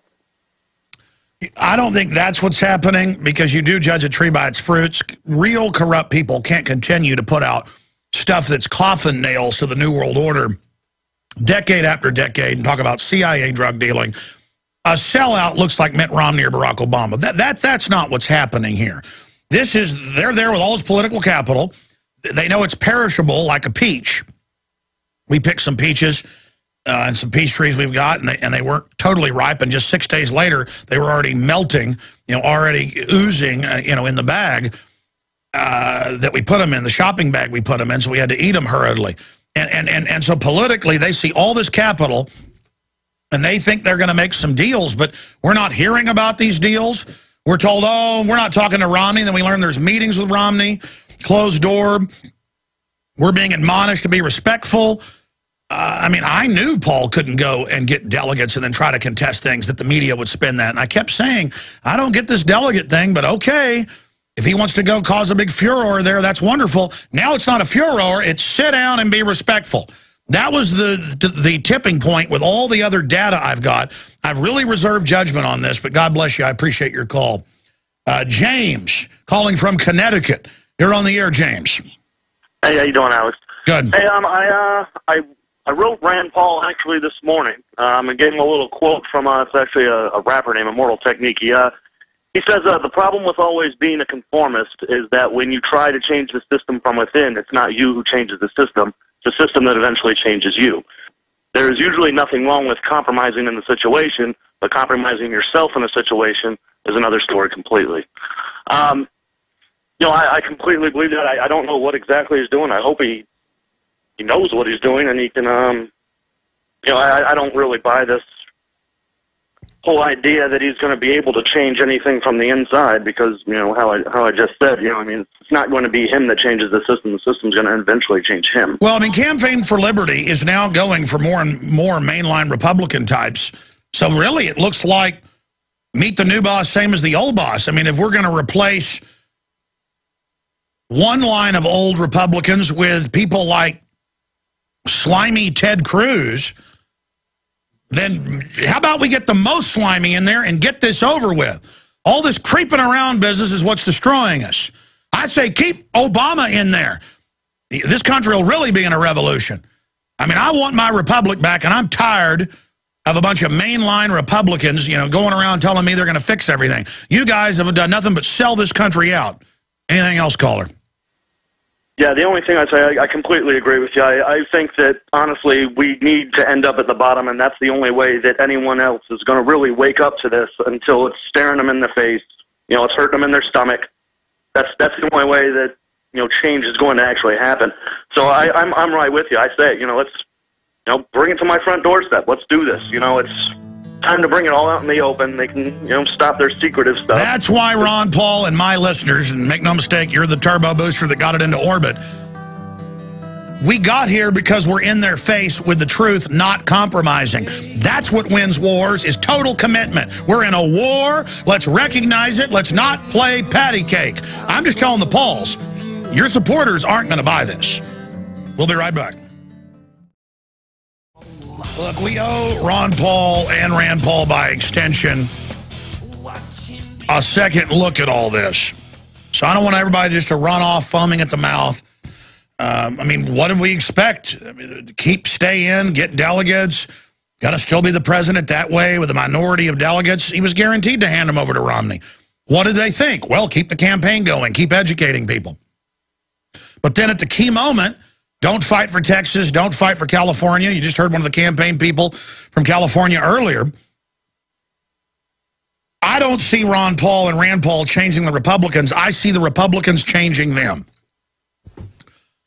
And that's the issue. If I saw Romney out saying, we're going to disband the TSA, or we're going to stop the groping, I'll even take crumbs at this point. Or, you know, we're going to get out of the UN, or we're going to something. Nothing but warmongering and NDAA from Mitt Romney. And where does the polls think they're going to be in 6 months? Everybody's going to remember. We're not like mainline political idiots, Republicans and mainline, you know, Democrats and people. We're going to remember all of this. I mean, this is if you think there's an explosion today over this, imagine it down the road. This is a slow burn. As big as the explosions and fires are right now, it's only going to get bigger unless Ron Paul comes out and says specifically, and not in some little back channel email. You know, on TV, they make these big announcements, and everybody, you behave yourselves. Mitt Romney's our Lord and Savior. But then emails, oh, Ron Paul still got some plans. Come there. I mean, look, the Republicans are freaked out. They know Ron Paul was the real front runner. And there's a bunch of political dynasty stuff going on. I don't like it. I don't like it one bit, and I'll say it right now. It's not like this is, you know, Queen Elizabeth and I'm a British subject and I'm supposed to, whatever you say, I'll be respectful. No, I won't be respectful in the face of tyranny. Because extremism and defense of liberty is no vice. Who said that? Barry Goldwater. I mean, look what we've turned into in this country by always compromising. Dan in Virginia, you're on the air. Go ahead. Alex. Yes, sir. This is your Red Force cockroach videographer. And the high from this last weekend. Oh, you're the great guy. Shot 7 hours of tape for us and gave it to us. By the way, we're using some of that in a piece for the Nightly News right now. Brother, private investigator, tell us what you think of the Ron Paul thing. I'm so confused. I don't know which end is up right now. I feel like I'm going to be going to Tampa. Are you gonna do what you're told and kneel to Romney? Negative. No compromise. Well, you're not a good person now, then. Well, I'm just going to have to be evil, mean, and nasty. I can't figure what are they thinking. I was in South Carolina for the primary. Newt Gingrich had to cancel an event the day before the polling was done because nobody showed up, and it wasn't some sort of off-the-wall group that he was speaking No. I mean, that's right. There's no Mitt Romney stickers, nothing but Ron Paul stickers, and now we're hearing we need to be respectful of Mitt Romney and the Republican machine that cheated Ron Paul. I mean, I'm trying to be nice here and feel like I'm selling out by not full-bore attacking. But I'm going to hold back. I'm going to sit back on my judgment, but only for a few days. I better hear something from Ron Paul right now on this. I'm with you on that. I knew the fix was in South Carolina, the polls closed at 7. They declared a winner 7 o'clock and 28 seconds. Of course, the fix was in, my friend.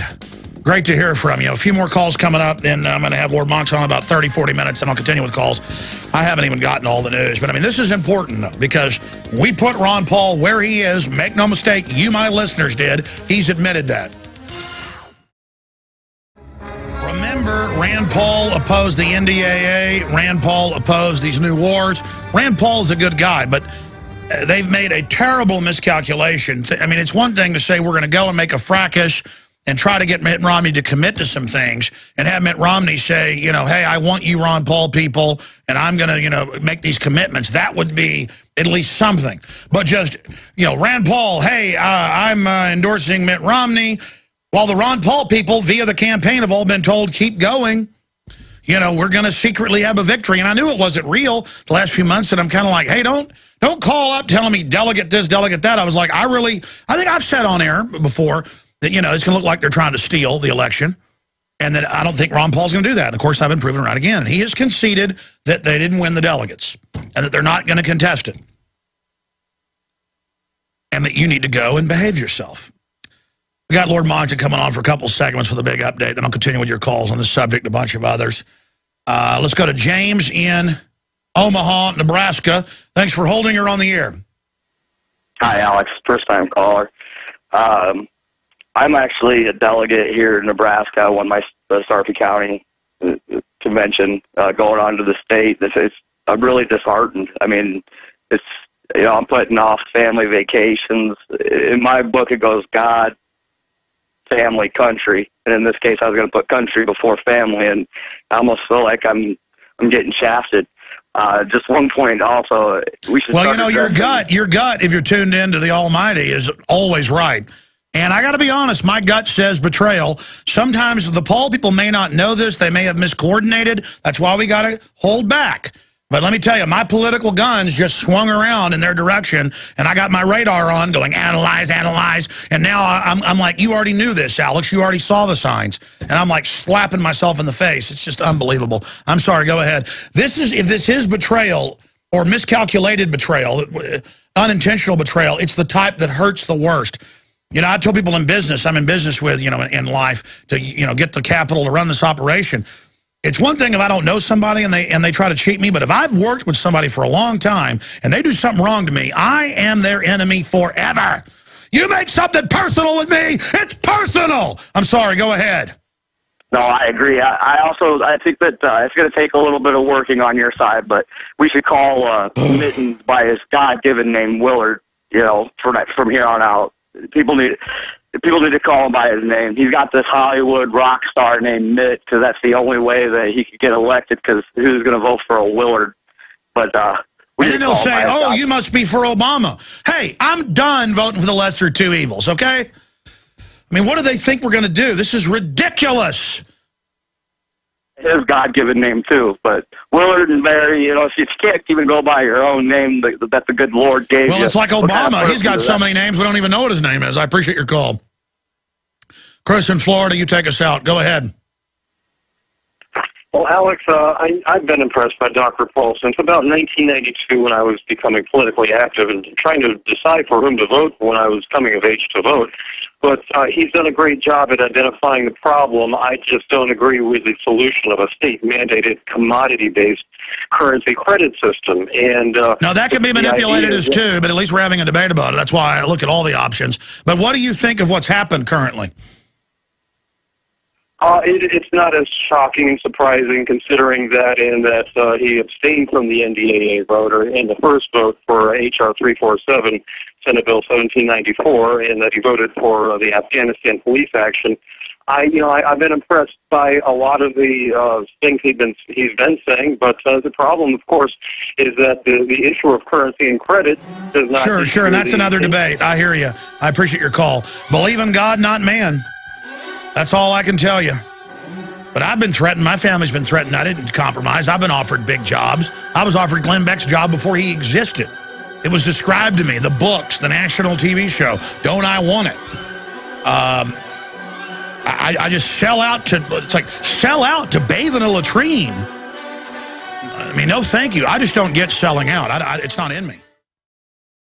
All right, folks, coming up in about 40 minutes, Adam Kokesh is going to pop in to give us his take on Rand Paul endorsing Mitt Romney and Ron Paul saying he's not going to use the delegates now to try to unseat or even cause a fracas or challenge it at the RNC. That means a deal's been made for VP for Rand or a cabinet position for Ron. We, the listeners, the supporters, need to then be told that and need to have the plan explained to us, not done behind closed doors, to then make our decision.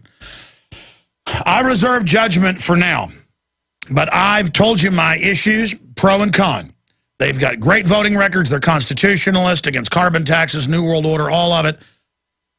So for now, I'm reserving judgment, but our listeners are not, and it's all over the web. 95% in votes are down on this. And the Republican Party's trying to spin it. Now, Obama's horrible. He's terrible. And I would like to think that Mitt Romney is going to be a good guy. But I know he has the same financial backers. He supported carbon taxes in the past. And I've had from a Climate Depot, Mark Moreno, who's worked in the Senate, on saying he doesn't like Mitt Romney. And we got Lord Monckton on only for 2 or 3 segments. He's on about a host of breaking environmental news, also birth certificate news. He makes the joke that he found his birth certificate in Hawaii. It's really funny. I've got a Lord Monckton 2012 for president pin because he says so. Of course, he doesn't have fake names. He didn't give up his citizenship in Indonesia, so I guess he's more a U.S. citizen than Obama actually is. But let me ask you this, because you've been the head of the UK Independence Party, bringing it from nowhere to second, the fastest growing now, one of the biggest parties now. You've seen the inside of all this. I understand, hey, if the Republicans that supported Ron Paul got cheated, there was clear fraud, then why not have some influence by endorsing Romney? But what are we getting? I mean, I don't know if you've been following this, Lord Monckton, but it's the big hot issue. Before we digress into the other big issues, you're here with us with an update for today. What's your gut take on this, looking in from the outside, but also the inside, spending a lot of time each year here in the U.S. and sharing a lot of Ron Paul's views? I think what's happened here is that it's become clear that Romney now has enough delegates to take the convention, virtually whatever anybody else does. And there comes a point where it isn't all that sensible to try fighting on. And I think Ron Paul has done very well hanging in there for as long as he has with the sensible views that he has. And I hope that the part of the deal that may have been done here is that he will be given some sort of cabinet post so that he can exercise some sensible influence over Mitt Romney or Willard or whatever his name is, because the difficulty that I see is that Romney hasn't really been very steady on matters of policy. At one moment he's all in favour of doing nothing about climate change. The next moment he's demanding that we must have cap and trade. The same on abortion, the same on many other issues, some of them very serious issues on which by now a politician hoping to hold the highest office in the land ought to have settled views. So I am concerned that he is an all things to all men candidate. And I do think that what we need, and I'm sure you agree with this, is somebody like Ron Paul who has clear views and, to my mind, very sensible views on what now needs to be done. It's very clear that the number one issue is to reduce and reduce substantially the annual deficit of the US government, because you're now borrowing very large amounts of money from China, and anyone who borrows money from another government is no longer a free and sovereign nation. You become in hoc to your debtor, and your debtor then starts calling the tune. I haven't heard enough from any of the candidates except Ron Paul about this very serious issue. Romney has been more or less entirely silent on it, and I don't think that's acceptable either. All right, so there's the perspective, and I see what you're saying. If he's not going to win, why not try to influence? And I guess if Ron Paul did get a cabinet position, and actually, I just don't see them doing that. If he gets strung along and doesn't get it, we know they got manipulated. And I just think my gut is, Lord Monckton, the supporters aren't going to buy that. They're not. It's not that they don't understand it. I just think if Romney hadn't supported abortion and carbon taxes and written Obamacare, then it would be a little different if he was a little more mainline conservative. He's so liberal, so globalist in the past, but then I see your argument. Well, get Ron Paul in there as a counterbalance. I mean, I understand those perspectives. It's just that Ron Paul's never compromised on anything, and I would see it as a compromise here. You know what? We've got to reserve judgment this far. My only issue is that the campaign played along, even though I looked at it politically and said they can't use delegates and then try to unseat him. That would be seen as stealing an election. But they used that, I guess, to keep the momentum going, and that it would then be a betrayal. That's my issue, Christopher Monckton, Lord Monckton. I can see that very much. And I think we now have to hope and pray that Mitt Romney, who does look like ending up as the official Republican candidate, is going to toughen up his act and raise his game. I think he does have one advantage, which is these days frighteningly rare in politics. He has set up and grown and run what is now a very successful international business. And at least, therefore, he knows how many beans make five, which is more than can be said of the amateur. I think that's the epithet everybody's now using of President Obama, after a book by a New York Times journalist, of all people, called The Amateur, describing the really catastrophic performance of Obama in office. Obama thinks there's 47 states. Absolutely. Let's shift gears out of that. I mean, not 47, 57 states. I'm now channeling Obama, not 50. Lord Monckton, shifting gears, what's the latest you've got breaking from Hawaii? Well, it's very clear now that somebody in the Hawaiian Health Department knew that the document that now appears on the White House website is a forgery. It's clear it is a forgery, that much we've discussed before.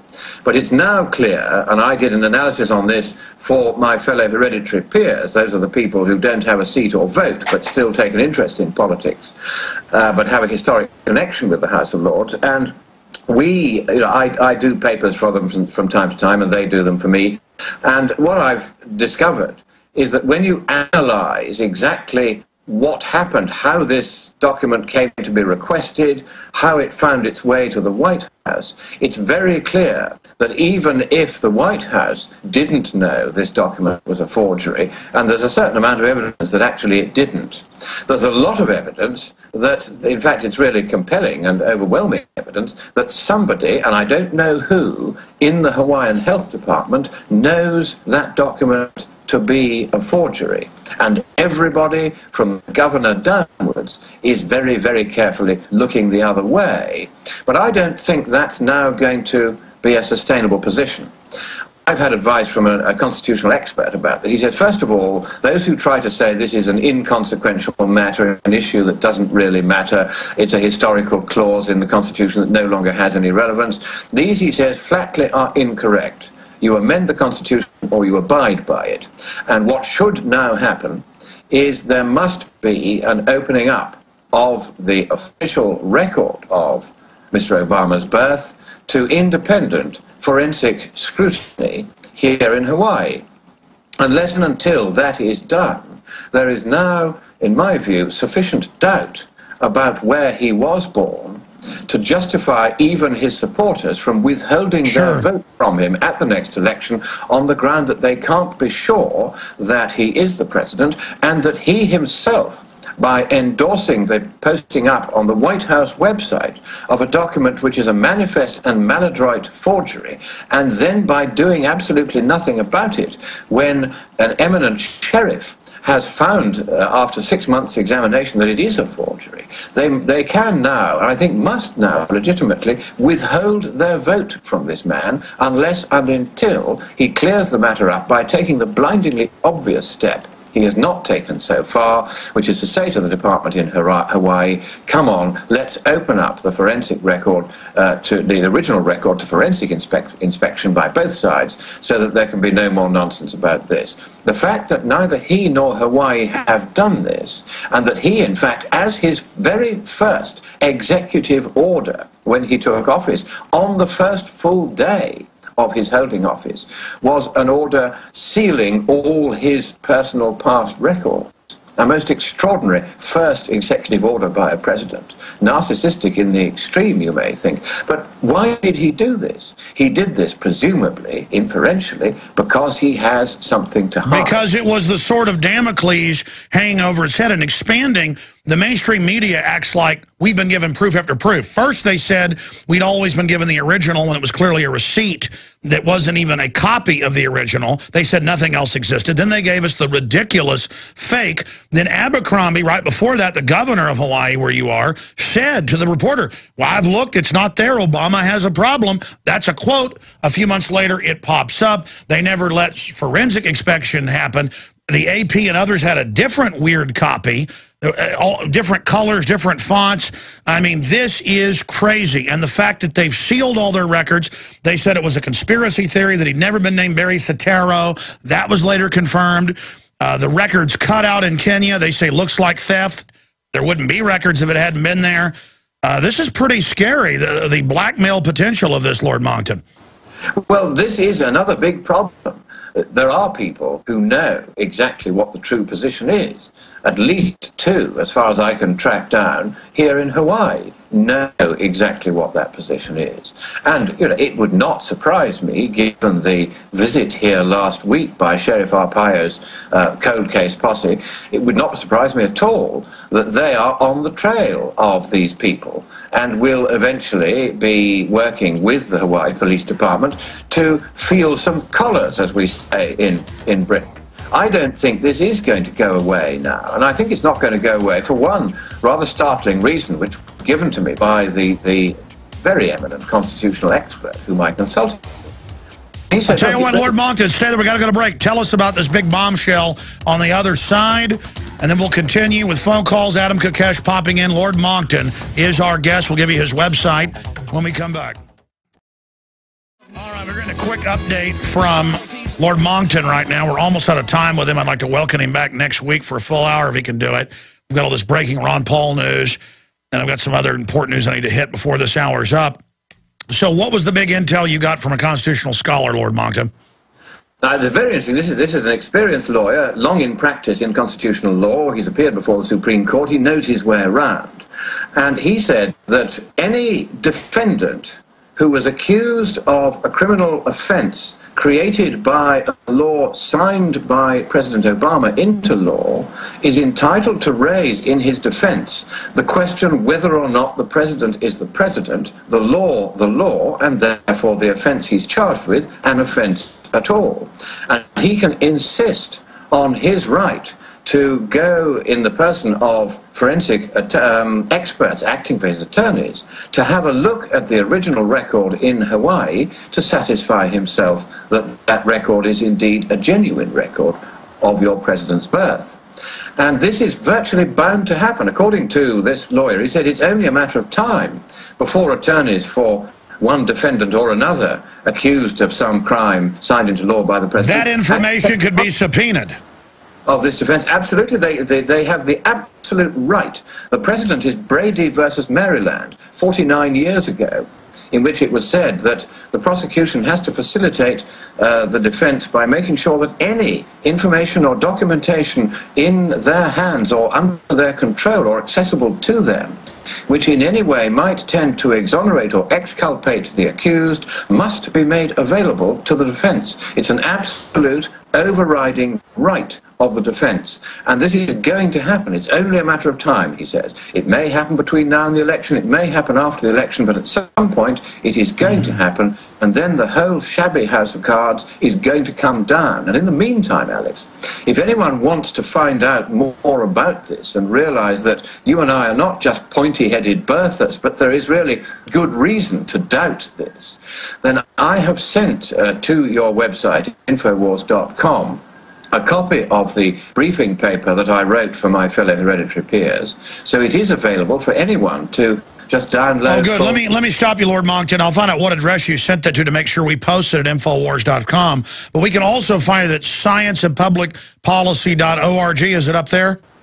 You won't find it there because it's not really within their subject matter, but it is within yours. So I've sent it to your folk. Chris and Jaron have both got it, and so you'll be able to put it up on your website. Yes, sir. We will post it right now. It's a 20-page document. We did get it. I don't believe it's posted yet. It'll be posted by Don. Kurt's on vacation right now at Infowars.com. It'll be up there in the next 5 minutes. Excellent. So anyone who wants to study this for themselves and see why it is that I think that Sheriff Arpaio is probably right, and I have independently talked to forensic experts on everything from the typewriting to the electronic layers of which the document is composed, you'll find a summary of the points that impressed me as suggesting that there is something very desperately wrong with the document now appearing on the White House website. And let's be clear about this. It is not we, Alex, who are raising the issue here. It is President Obama who's raised this issue here, raised these doubts, created these legitimate doubts about where he was born by putting up on the White House website a manifestly, obviously bogus document. You'll see that from my peer's briefing paper when you get it. It's an obviously bogus document. There is no argument about it. It is definitely bogus. And the question is this: He knows now that a serious sheriff is saying it's bogus. He knows now that this is spreading. It can't be put back in its box. Court cases happening all over America. Well, it's just like the global warming crowd being caught in fraud after fraud. Their house of cards is imploding. These are forgerous fraudsters. And it's the same people. This is the thing. What has happened is that the left has now become so fixated on whatever the party line happens to be that they are now incapable of recognizing that there even is such a thing as right and wrong, or true and false. The only thing they recognize is what is expedient that backs the party line and what is inexpedient because it doesn't. And that's the only measure that they now use. There is no morality left in the left. They've abandoned all reason. They've abandoned all understanding that some things are true and some things are not true. Some things are right and some things are not right. And until they get back to that, they are going to continue the long, inexorable decline that began under Ron Reagan and Margaret Thatcher with the collapse of Soviet communism. And soon we will have the collapse of communism here once your president is removed humiliatingly from office for not having been straight about where he was born. Well, let's hope that's the case. Lord Christopher Monckton, thank you for the update. I want to get you back up soon. You're going down to the big globalist confab in Rio. Thank you so much. When is Rio, Lord Monckton? Rio is in about 10 days' time. It's in mid-June. You're going to be on then, sir. We're booking you right now. scienceofpublicpolicy.org. Read his paper at Infowars.com. Okay, let me hit some news here real quick before we go to more of your calls and Adam Kokesh coming up on the Ron Paul front. See, I get Lord Monckton's perspective of, okay, it's a dead end for Ron Paul, try to influence Romney. But you would want to communicate that as the new strategy to your supporters first, and that's not what happened. Ron Paul puts out one message that, oh, we're going to win, we're going to get the delegates, we're going to overthrow it. And then meanwhile, you know, a month ago, hey, we're suspending campaigning. But that's not what we really mean. And then Rand Paul's on the show and acts like it's all over. People are like, Jones, don't say that's what they're saying. Again, it's delusional. And I'm just telling you how the listeners, how the supporters of Ron Paul and Rand Paul are going to take this. And it's incredibly negative. But again, they've done a great job with their votes, with what they've done. They're great men. I'm not saying they're bad guys, but if they're trying to merge the Republican Party, we need to let them know we don't like what's happening. Before I go back to your calls and then Adam Kokesh, I want to shift gears here. This story is up on the Drudge Report, drudgereport.com. It originates from Infowars.com. Green Police Miami Beach to make recycling compulsory, $2,500 fine. Now, they've already started this in Australia, England, and areas, and in New York. What is it, you know, $1,000 fine for cat litter in the ladies' trash. And they come and search your trash, and they get block captains who get part of the tickets. They're like meter maids. $2,000 a day fines for dust in your barn. I mean, this is meant to shut us down. The big factories, they're exempt. Animal ID, premises ID, all of this. Audi's infamous Green Police Super Bowl commercial may not be far off. Well, the makers were in the San Francisco Chronicle saying, we're here to acclimate you. This is the plan. Miami Beach has passed an ordinance that makes recycling compulsory with those who fail to comply under threat of fines of $2,500, Miami Herald reports. Now, it's just like all the other garbage we see. This is tyranny. This is not...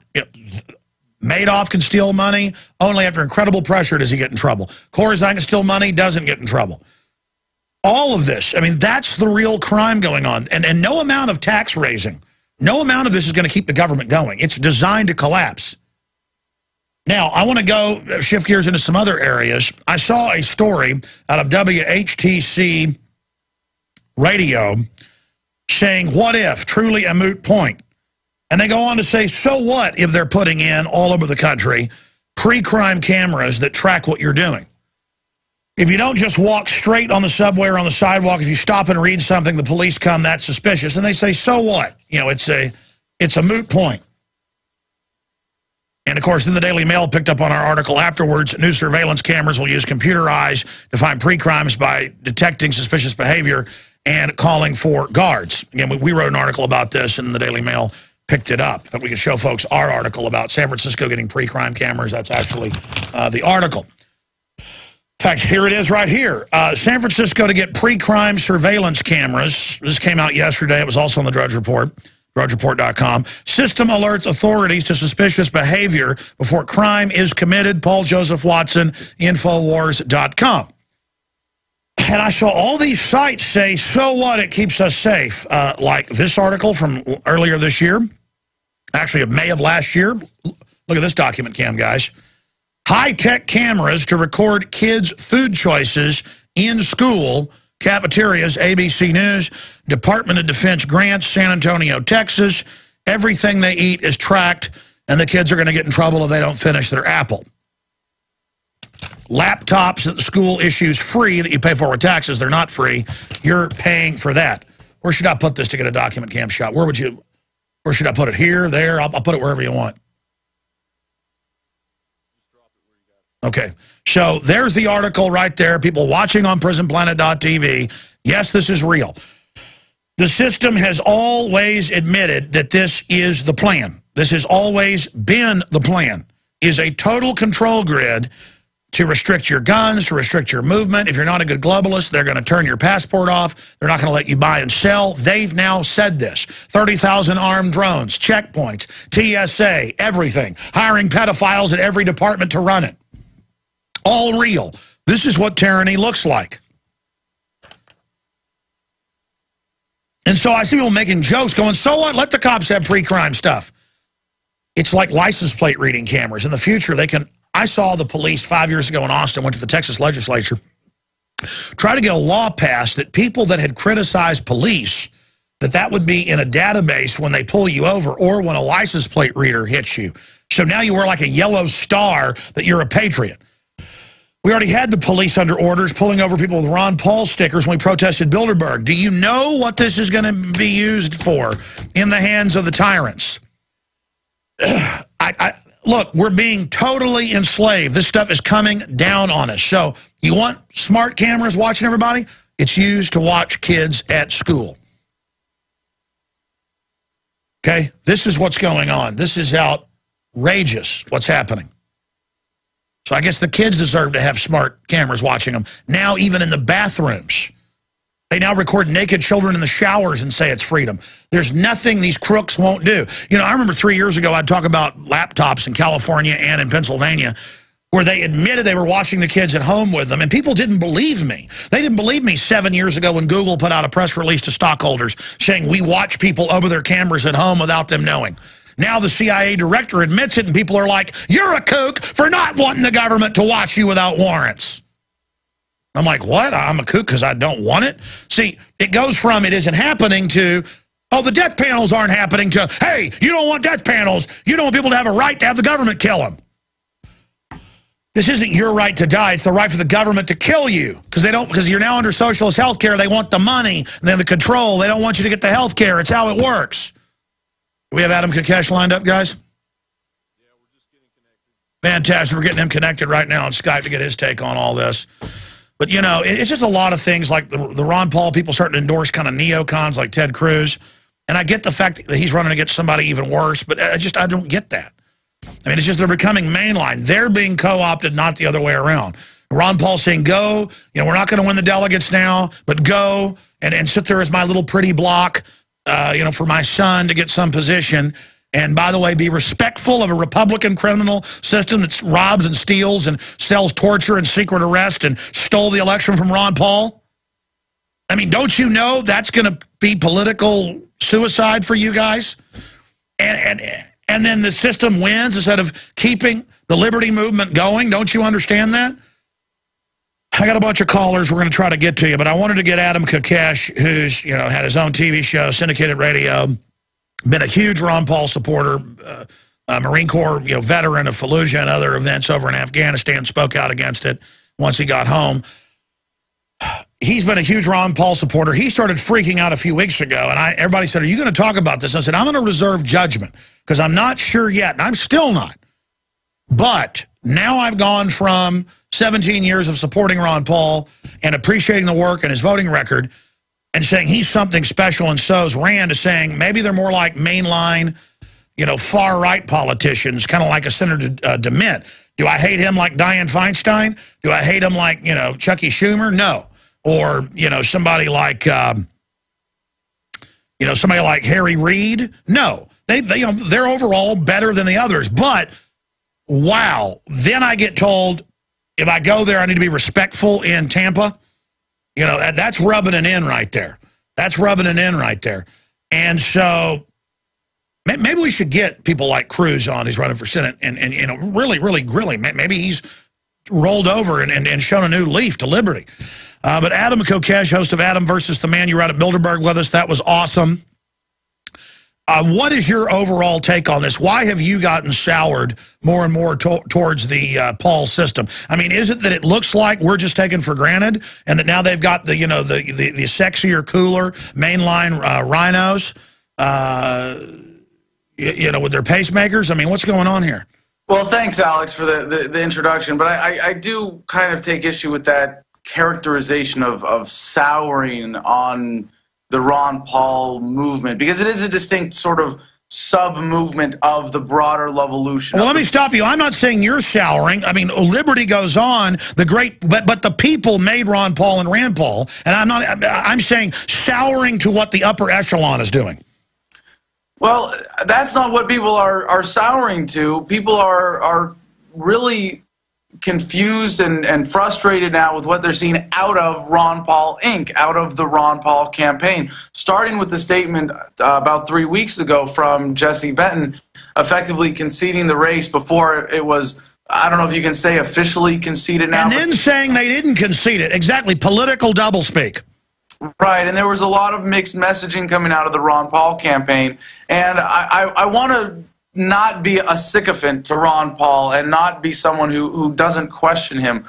But I don't think that the failings of the Ron Paul campaign are a result of Ron himself necessarily selling out, possibly being taken advantage of, as you've been following, I'm sure, the travails of Jesse Benton and how many people that he managed to piss off in the grassroots. But there is a theory now, and I'm going to be testing this. I have some interviews coming up for my show about where Jesse Benton came from. And from what I know from reliable sources, he was actually sleeping and living with another woman when he first got picked up by the Ron Paul campaign in 2007, and then ended up marrying Ron Paul's granddaughter, Valerie Pyatt, and has worked his way into the organization since then. Clearly, at very least, getting overpaid and overtrusted with authority that he doesn't deserve, well in over his head, pretty incompetent as a campaign manager. But well, I have to say, I've had high-level people in the campaign off record tell me that.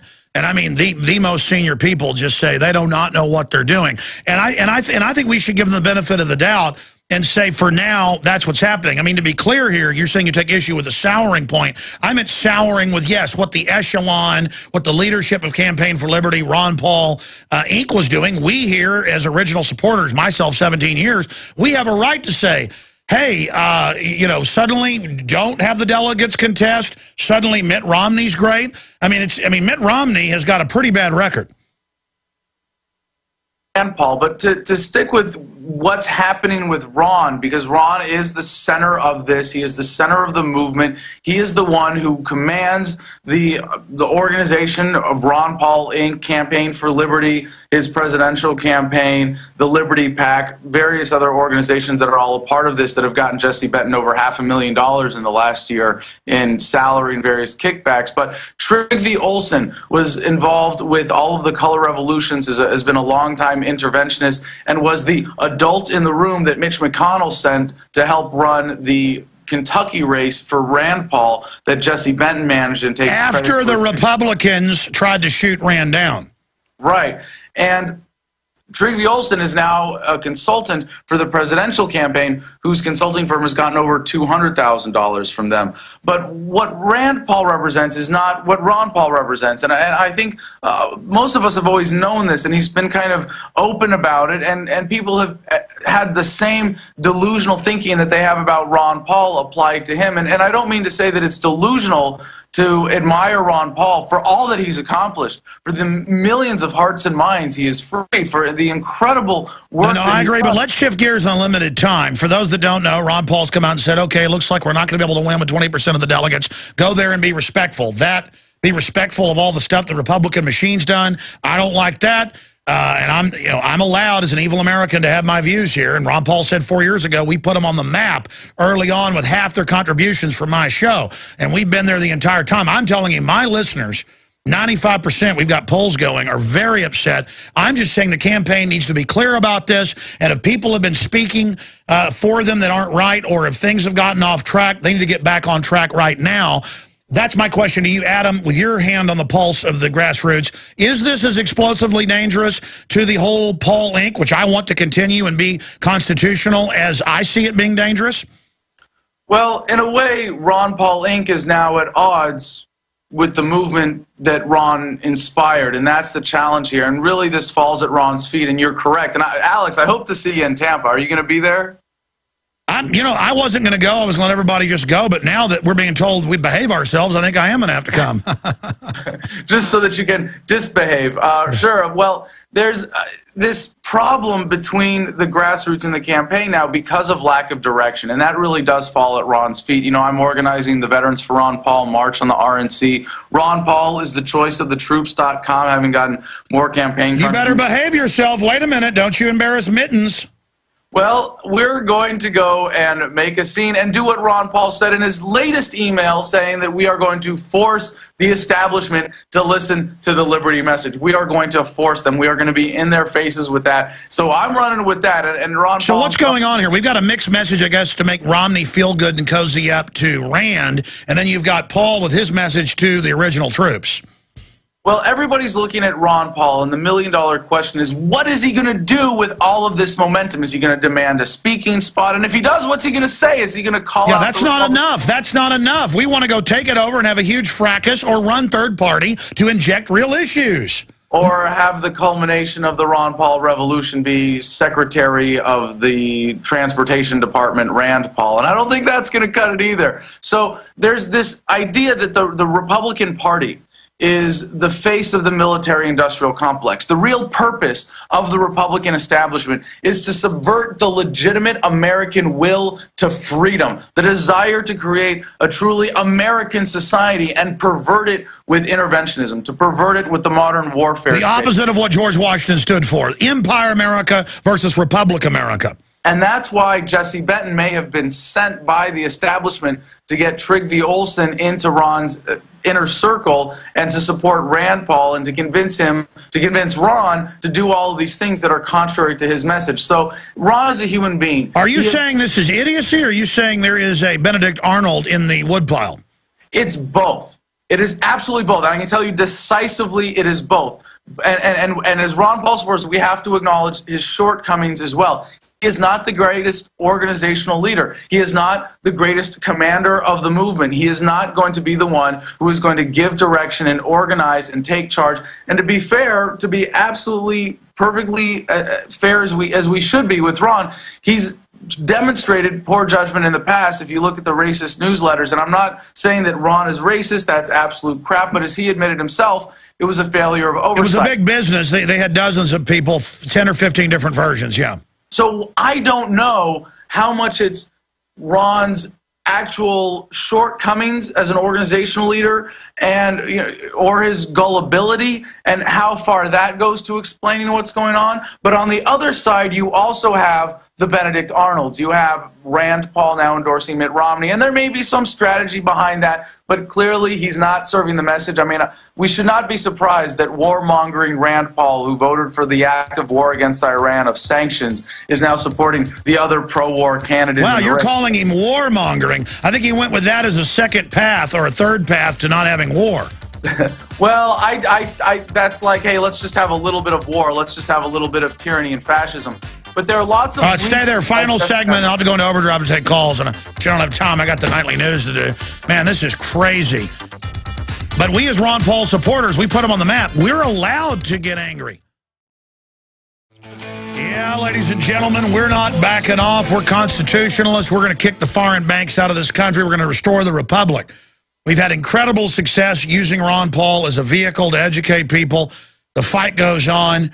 Talking to Adam Kokesh, I've talked to senior people. They've sat out there when they've been guests on the show, senior in the campaign, and said, what's going on here and there? And they're like, oh, man, they don't know what they're doing. They're like 25 years old. The people that are older on the campaign actually aren't running things. But I never said all that on air. So I want to think it's been, because nobody's perfect when you're in the arena, this fog of political war, all of that.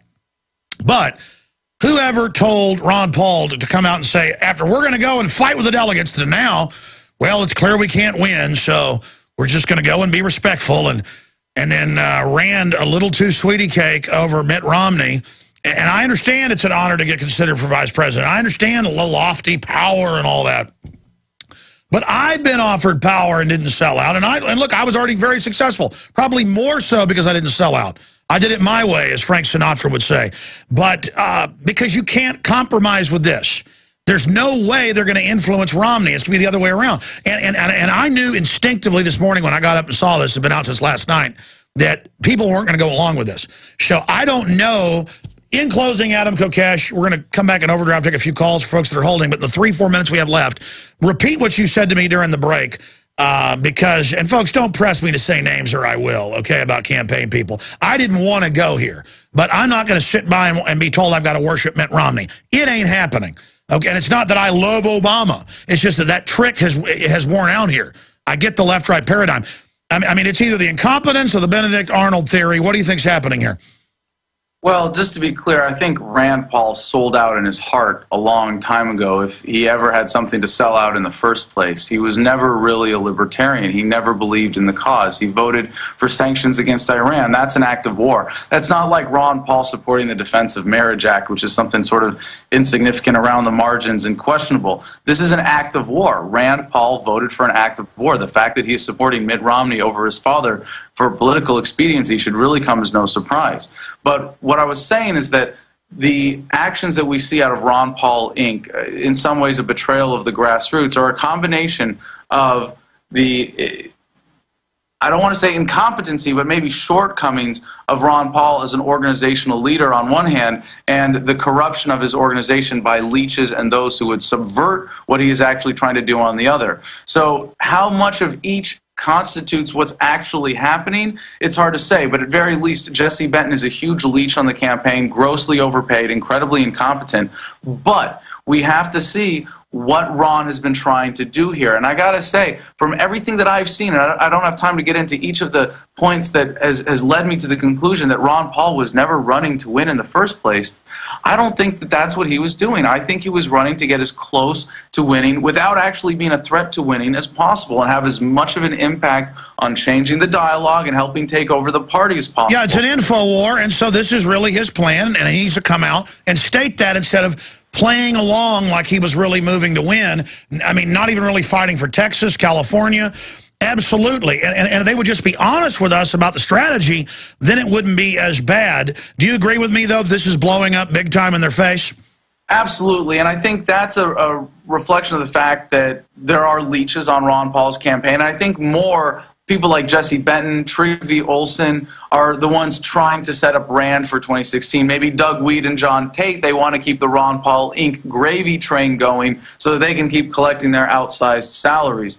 But what's more important here is that Ron has still done an incredible amount to spread the message. He has done. Yeah, don't let this steal our victory. Don't let the mainstream media make this a big wedge issue. See it for what it is. Move forward. Don't let it be a distraction. But let Ron and all them know that we're aware of what's going on, and that we particularly don't like what's happening.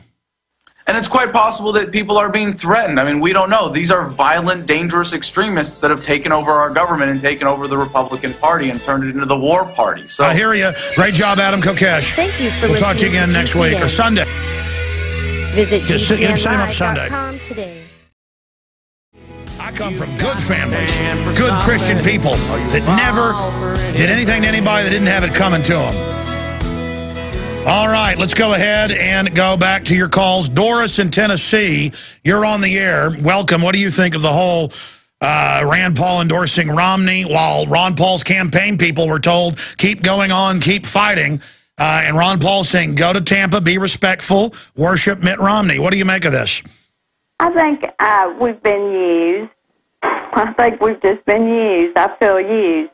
And I listened to your debate with Webster Tarpley, and God knows I do not agree a lot with Webster Tarpley, but the way that he put it about him being a wingman for Romney, and we all know that, you know, Freemasonry has evolved into a Luciferian cult, and I think Webster Tarpley had some real good points on that. Yeah, let's do this. Guys, we got Kokesh coming on.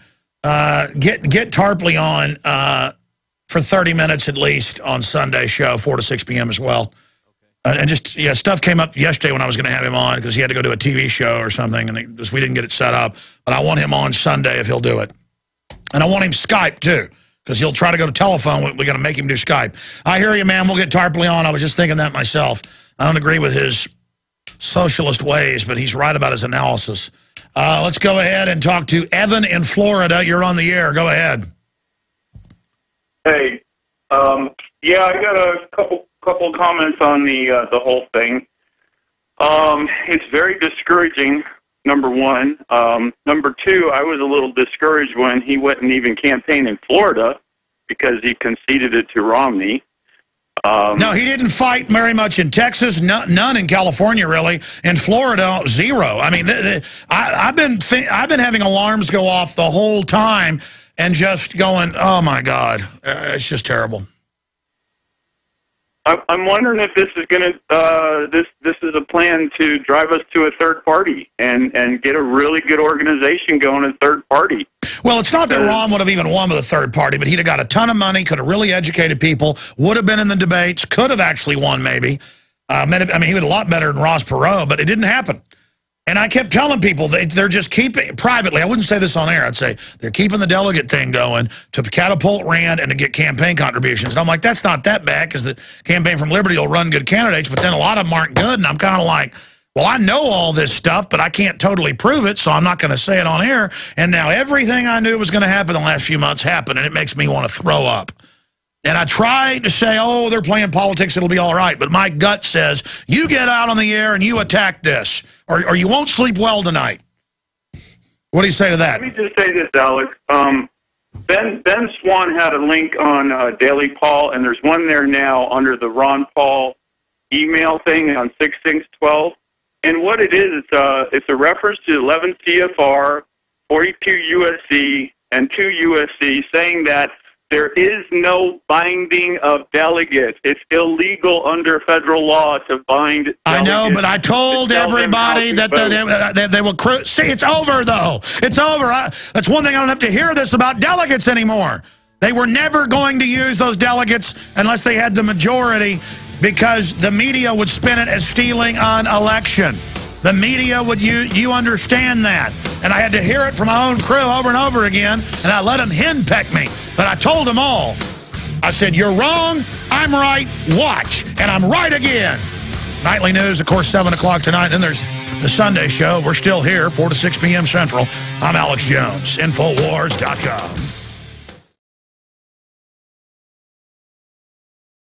7 a.m. when I woke up. I ended up getting about 4 hours sleep a night at Bilderberg, and so I'm simply recharging my batteries. When I actually go to bed early at night, that's an Alex Jones vacation. And I got up, and I just knew all this was coming. And it's going to be very, very destructive at one level, and it's going to be very disillusioning at another. And I don't think it has to be that way. I mean, I've said over and over again on air when people are like, why aren't you covering the delegate process more? I've said, well, he's not getting anywhere near a majority of delegates, right at about 20%. And if he goes and tries to contest things, it's going to be spun that he's going against what the majority wanted, even if they originally stole it from him early on. And I don't see Ron Paul doing that. I see them trying to get some things into the platform which can be ignored and are ignored. I see maybe a cabinet position for Ron Paul or a VP for Rand, and I've said that 6 months ago. And that's what's being jockeyed for here right now. And so I'm open-minded on this. I know my gut doesn't like it, but I'm saying, okay, does Ron Paul just fade off? Do we just have the Kentucky Senator Rand Paul up there? Does Ron Paul come out and say he doesn't like Mitt Romney? And then general Republicans, remember, this isn't 3 or 4 years ago. This is now, with everybody hating Obama, all the hate being on Obama, Obama being revealed as a globalist. That hasn't been fully revealed yet with Mitt Romney. It's the season of hating Obama, and so a lot of people are getting behind Mitt Romney just because they had Obama. Like a lot of people got behind Obama just because they hated George W. Bush. And I had to be there to say, no, Obama's bought and paid for by the very same special interest as Bush. He will expand the police state, the wars, the warrantless spying, the secret arrest, the torture. He'll keep Gitmo open. He'll hire nothing but lobbyists. He'll be more secretive. All of that happened. I made the Obama deception while he was president-elect. It came out in early March, just a few months after he was in office, and it is like you're watching someone who got in a time machine and predicted exactly what would happen. So now I need to come out, I guess, with a film called The Left-Right Deception, or the Republican-Democrat deception. By the way, Jesse Ventura is giving us one of the first interviews, a full hour on Tuesday. This officially comes out Monday, but you can order it now at Infowars.com. It's Demo Crips and Republicans. He told me this name about a year ago when he started writing it. And Ventura's new book, get it first, discounted at Infowars.com. This is really the issue. If you just attack Obama, because he's got a lot of good ideas, and where do you stand on this? You know, Rand Paul, Ron Paul, you're not the only ones that are taken up on the mountain. And again, I'm not even saying that the people up on the mountain in every case are at the top of the mountain up there with El Diablo. This is how politics works. This is how people get sold out 1 inch at a time. I got a bunch of notes here I wrote right before I went live on air. I thought about this a lot this morning, but I got to go with my gut here and tell you what I really think about all this. So call everybody you know, tell them tune in right now. Let's not let the fact that, you know, Ron Paul's been a big victory, a big spearhead for us to fight the globalists, the banksters, the New World Order, the Federal Reserve, the Law of the Sea Treaty, the UN, the Rockefellers. But hey, ideas are bigger than Ron Paul and Rand Paul. So I'm going to keep going the same direction against the New World Order. Again, the jury is out on Ron Paul and Rand Paul. I think joining with Romney openly and not challenging him as they do Obama will hurt the legacy of Ron Paul and Rand Paul. There is no doubt in my mind politically that if Rand Paul stuck to his guns and behaved in the exact manner of his father, that he would end up being a super dominant force in the next election. And if he challenged election fraud in the states when it happened in Iowa and Maine like it happened this year, and if he got really aggressive and built a movement over 4 years, he could be a bully pulpit in the Senate and absolutely dominate and block legislation and promote legislation. And he could end up being the president of the United States and pulling this republic out of where it's going. But I'll tell you this, if he supports Romney and gets a speaking slot or a cabinet position or his dad does, when Romney betrays the American people, just like Obama's done, and tries to have amnesty and tries to have socialist health care and tries to have gun control and tries to have carbon taxes, everything he supported before he ran for president. Remember, Ron Paul has run TV ads about this. All the flip-flopping. He's bought and paid for by Bain Capital. He's bought and paid for by Goldman Sachs and J.P. Morgan. Do I dislike Romney? No. Seems like a funny, charming guy. Obama seems like a funny, charming guy at certain levels. They're teleprompter readers. They're high-level minions of the New World Order. So all of this is a distraction and a diversion. That's why Ron Paul was different, was because he was addressing the banksters, the crony capitalists who were anti-free market. He was bypassing. Some people think you hate black people. If you just attack Mitt Romney, they think, oh my gosh, you must be an insider commie. No, both of them are Bain Capital, Goldman Sachs, Wells Fargo. It's the same deal. And it's just gangs that get together in their big commission meetings and scam the American people. And if you do get up to the top and don't follow orders, you get Kennedy'd, or you get politically destroyed. And undoubtedly, at Bilderberg, we're talking about wanting to kill Ron Paul at the Bilderberg meeting, according to Tucker and other sources we have. Our other sources didn't confirm the stuff about wanting to kill him and his supporters. They confirmed they were cussing Ron Paul and seeing those out there protesting him as the bad guys. Ron Paul spearheaded exposing the New World Order. Ron Paul spearheaded exposing the Federal Reserve. And now Ron Paul and the Liberty Movement, through Rand and Ron, has all this incredible political capital. And so looking through Ron Paul and Rand Paul's eyes, do they try to get Rand positioned in 4 years to run and win as president, or do they get him in there as vice president or a cabinet position? That's the idea. How do they take that giant grassroots capital, and how do they take over the Republican Party? Well, I'll say this, and I'm not somebody who yells at people who are in the arena, but it's almost like there's sabotage in there, the way this stuff is announced. The way they came out and said, hey, we're going to stop campaigning in these states, and then spun it that they didn't mean it like that, that the campaign was still going. So the message was, yeah, Romney, we're quietly conceding to you, but hey, supporters, keep giving us money and get out there and get us the delegates because we're still going to win. And I was like, that's what I don't like. If you want to know what I don't like, and I'm going to talk about this more today, it's that politics was played with the constitutionalist, libertarian, Americana, patriot movement. And I sat there and I watched it, and I said, is that Jesse Benton? I mean, and I said, you know, Jesse's not a bad guy, but I said, this really stinks. And I just wouldn't talk. I just went into a neutral mode, and I had Salon and Washington Post and all them out there asking me about this at Bilderberg, and I just said, no, Rand Paul, good. And I said, I got to sit here and watch. Now, right now, the jury's still out, and I'm watching this, and I'm understanding their thought processes. But I don't agree with it because there's no way Mitt Romney's going to bring Rand Paul in or Ron Paul in and let them actually go against the globalist agenda. This is a one-way street. The rhetoric may be that, oh, yes, you're influencing us. And I talked to high-level Republicans in the media over the weekend. I'll just leave it at that. When I was in Virginia, went out to dinner with some, and they said, listen, yeah, Ron Paul ought to try to influence Mitt.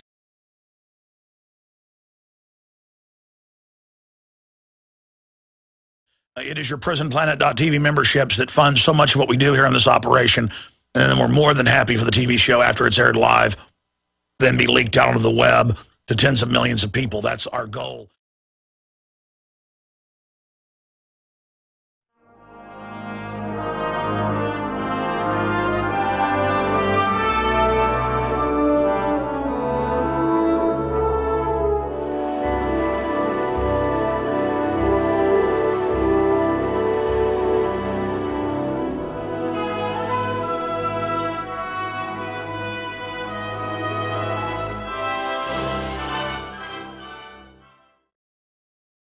Welcome, my friends. It is Friday, June 8th, 2012. I'm your host, Alex Jones, and we're going to be live here for the next 3 hours today. Again, thank you so much for joining us. Well, where to begin? You've noticed that I've been somewhat silent about Ron Paul and his campaign the last few months because I could read the tea leaves and tell where all of this was headed and going, and I was just going to wait to watch it unfold before commenting. Because I've learned that people who are totally dedicated to something and who then will perceive a betrayal do not want to hear it early. They want to be betrayed where it's completely clear, out in the open, and I thought I would stay out of the way of that disaster. That said, I think Ron Paul is a good person and has a great voting record. Senator Rand Paul is a great person and has a very good voting record.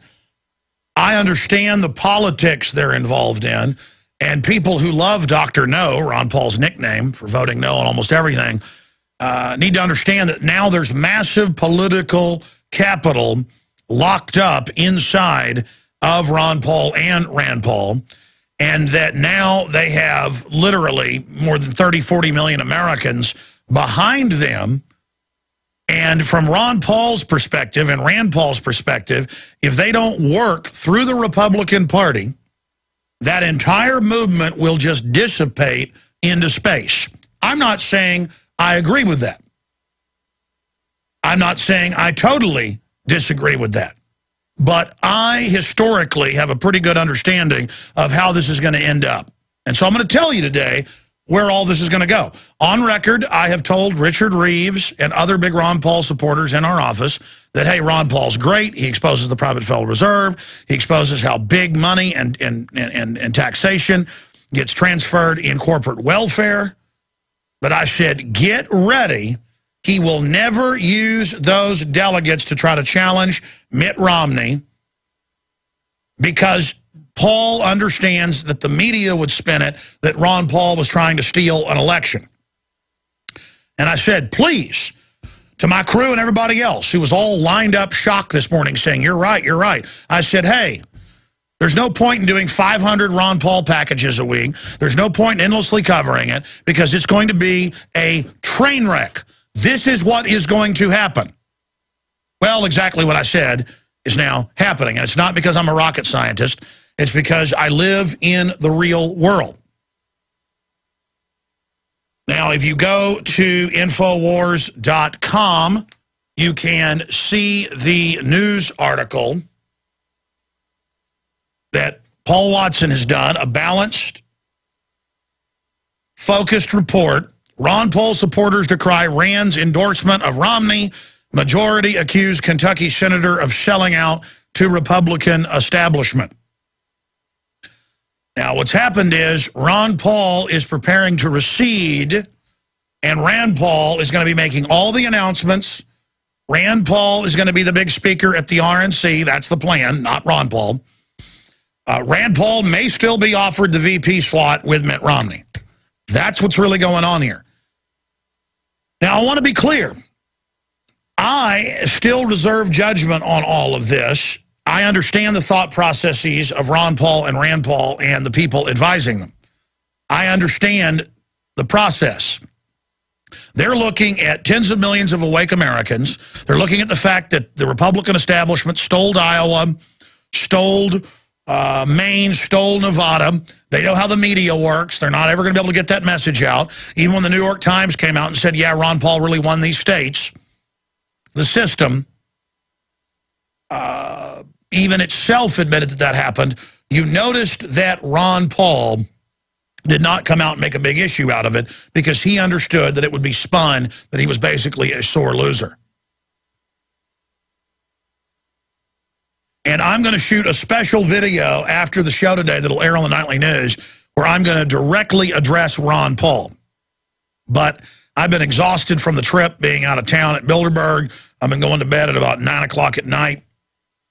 And so I missed the announcement last night and only got it this morning when Aaron Dykes was calling me at about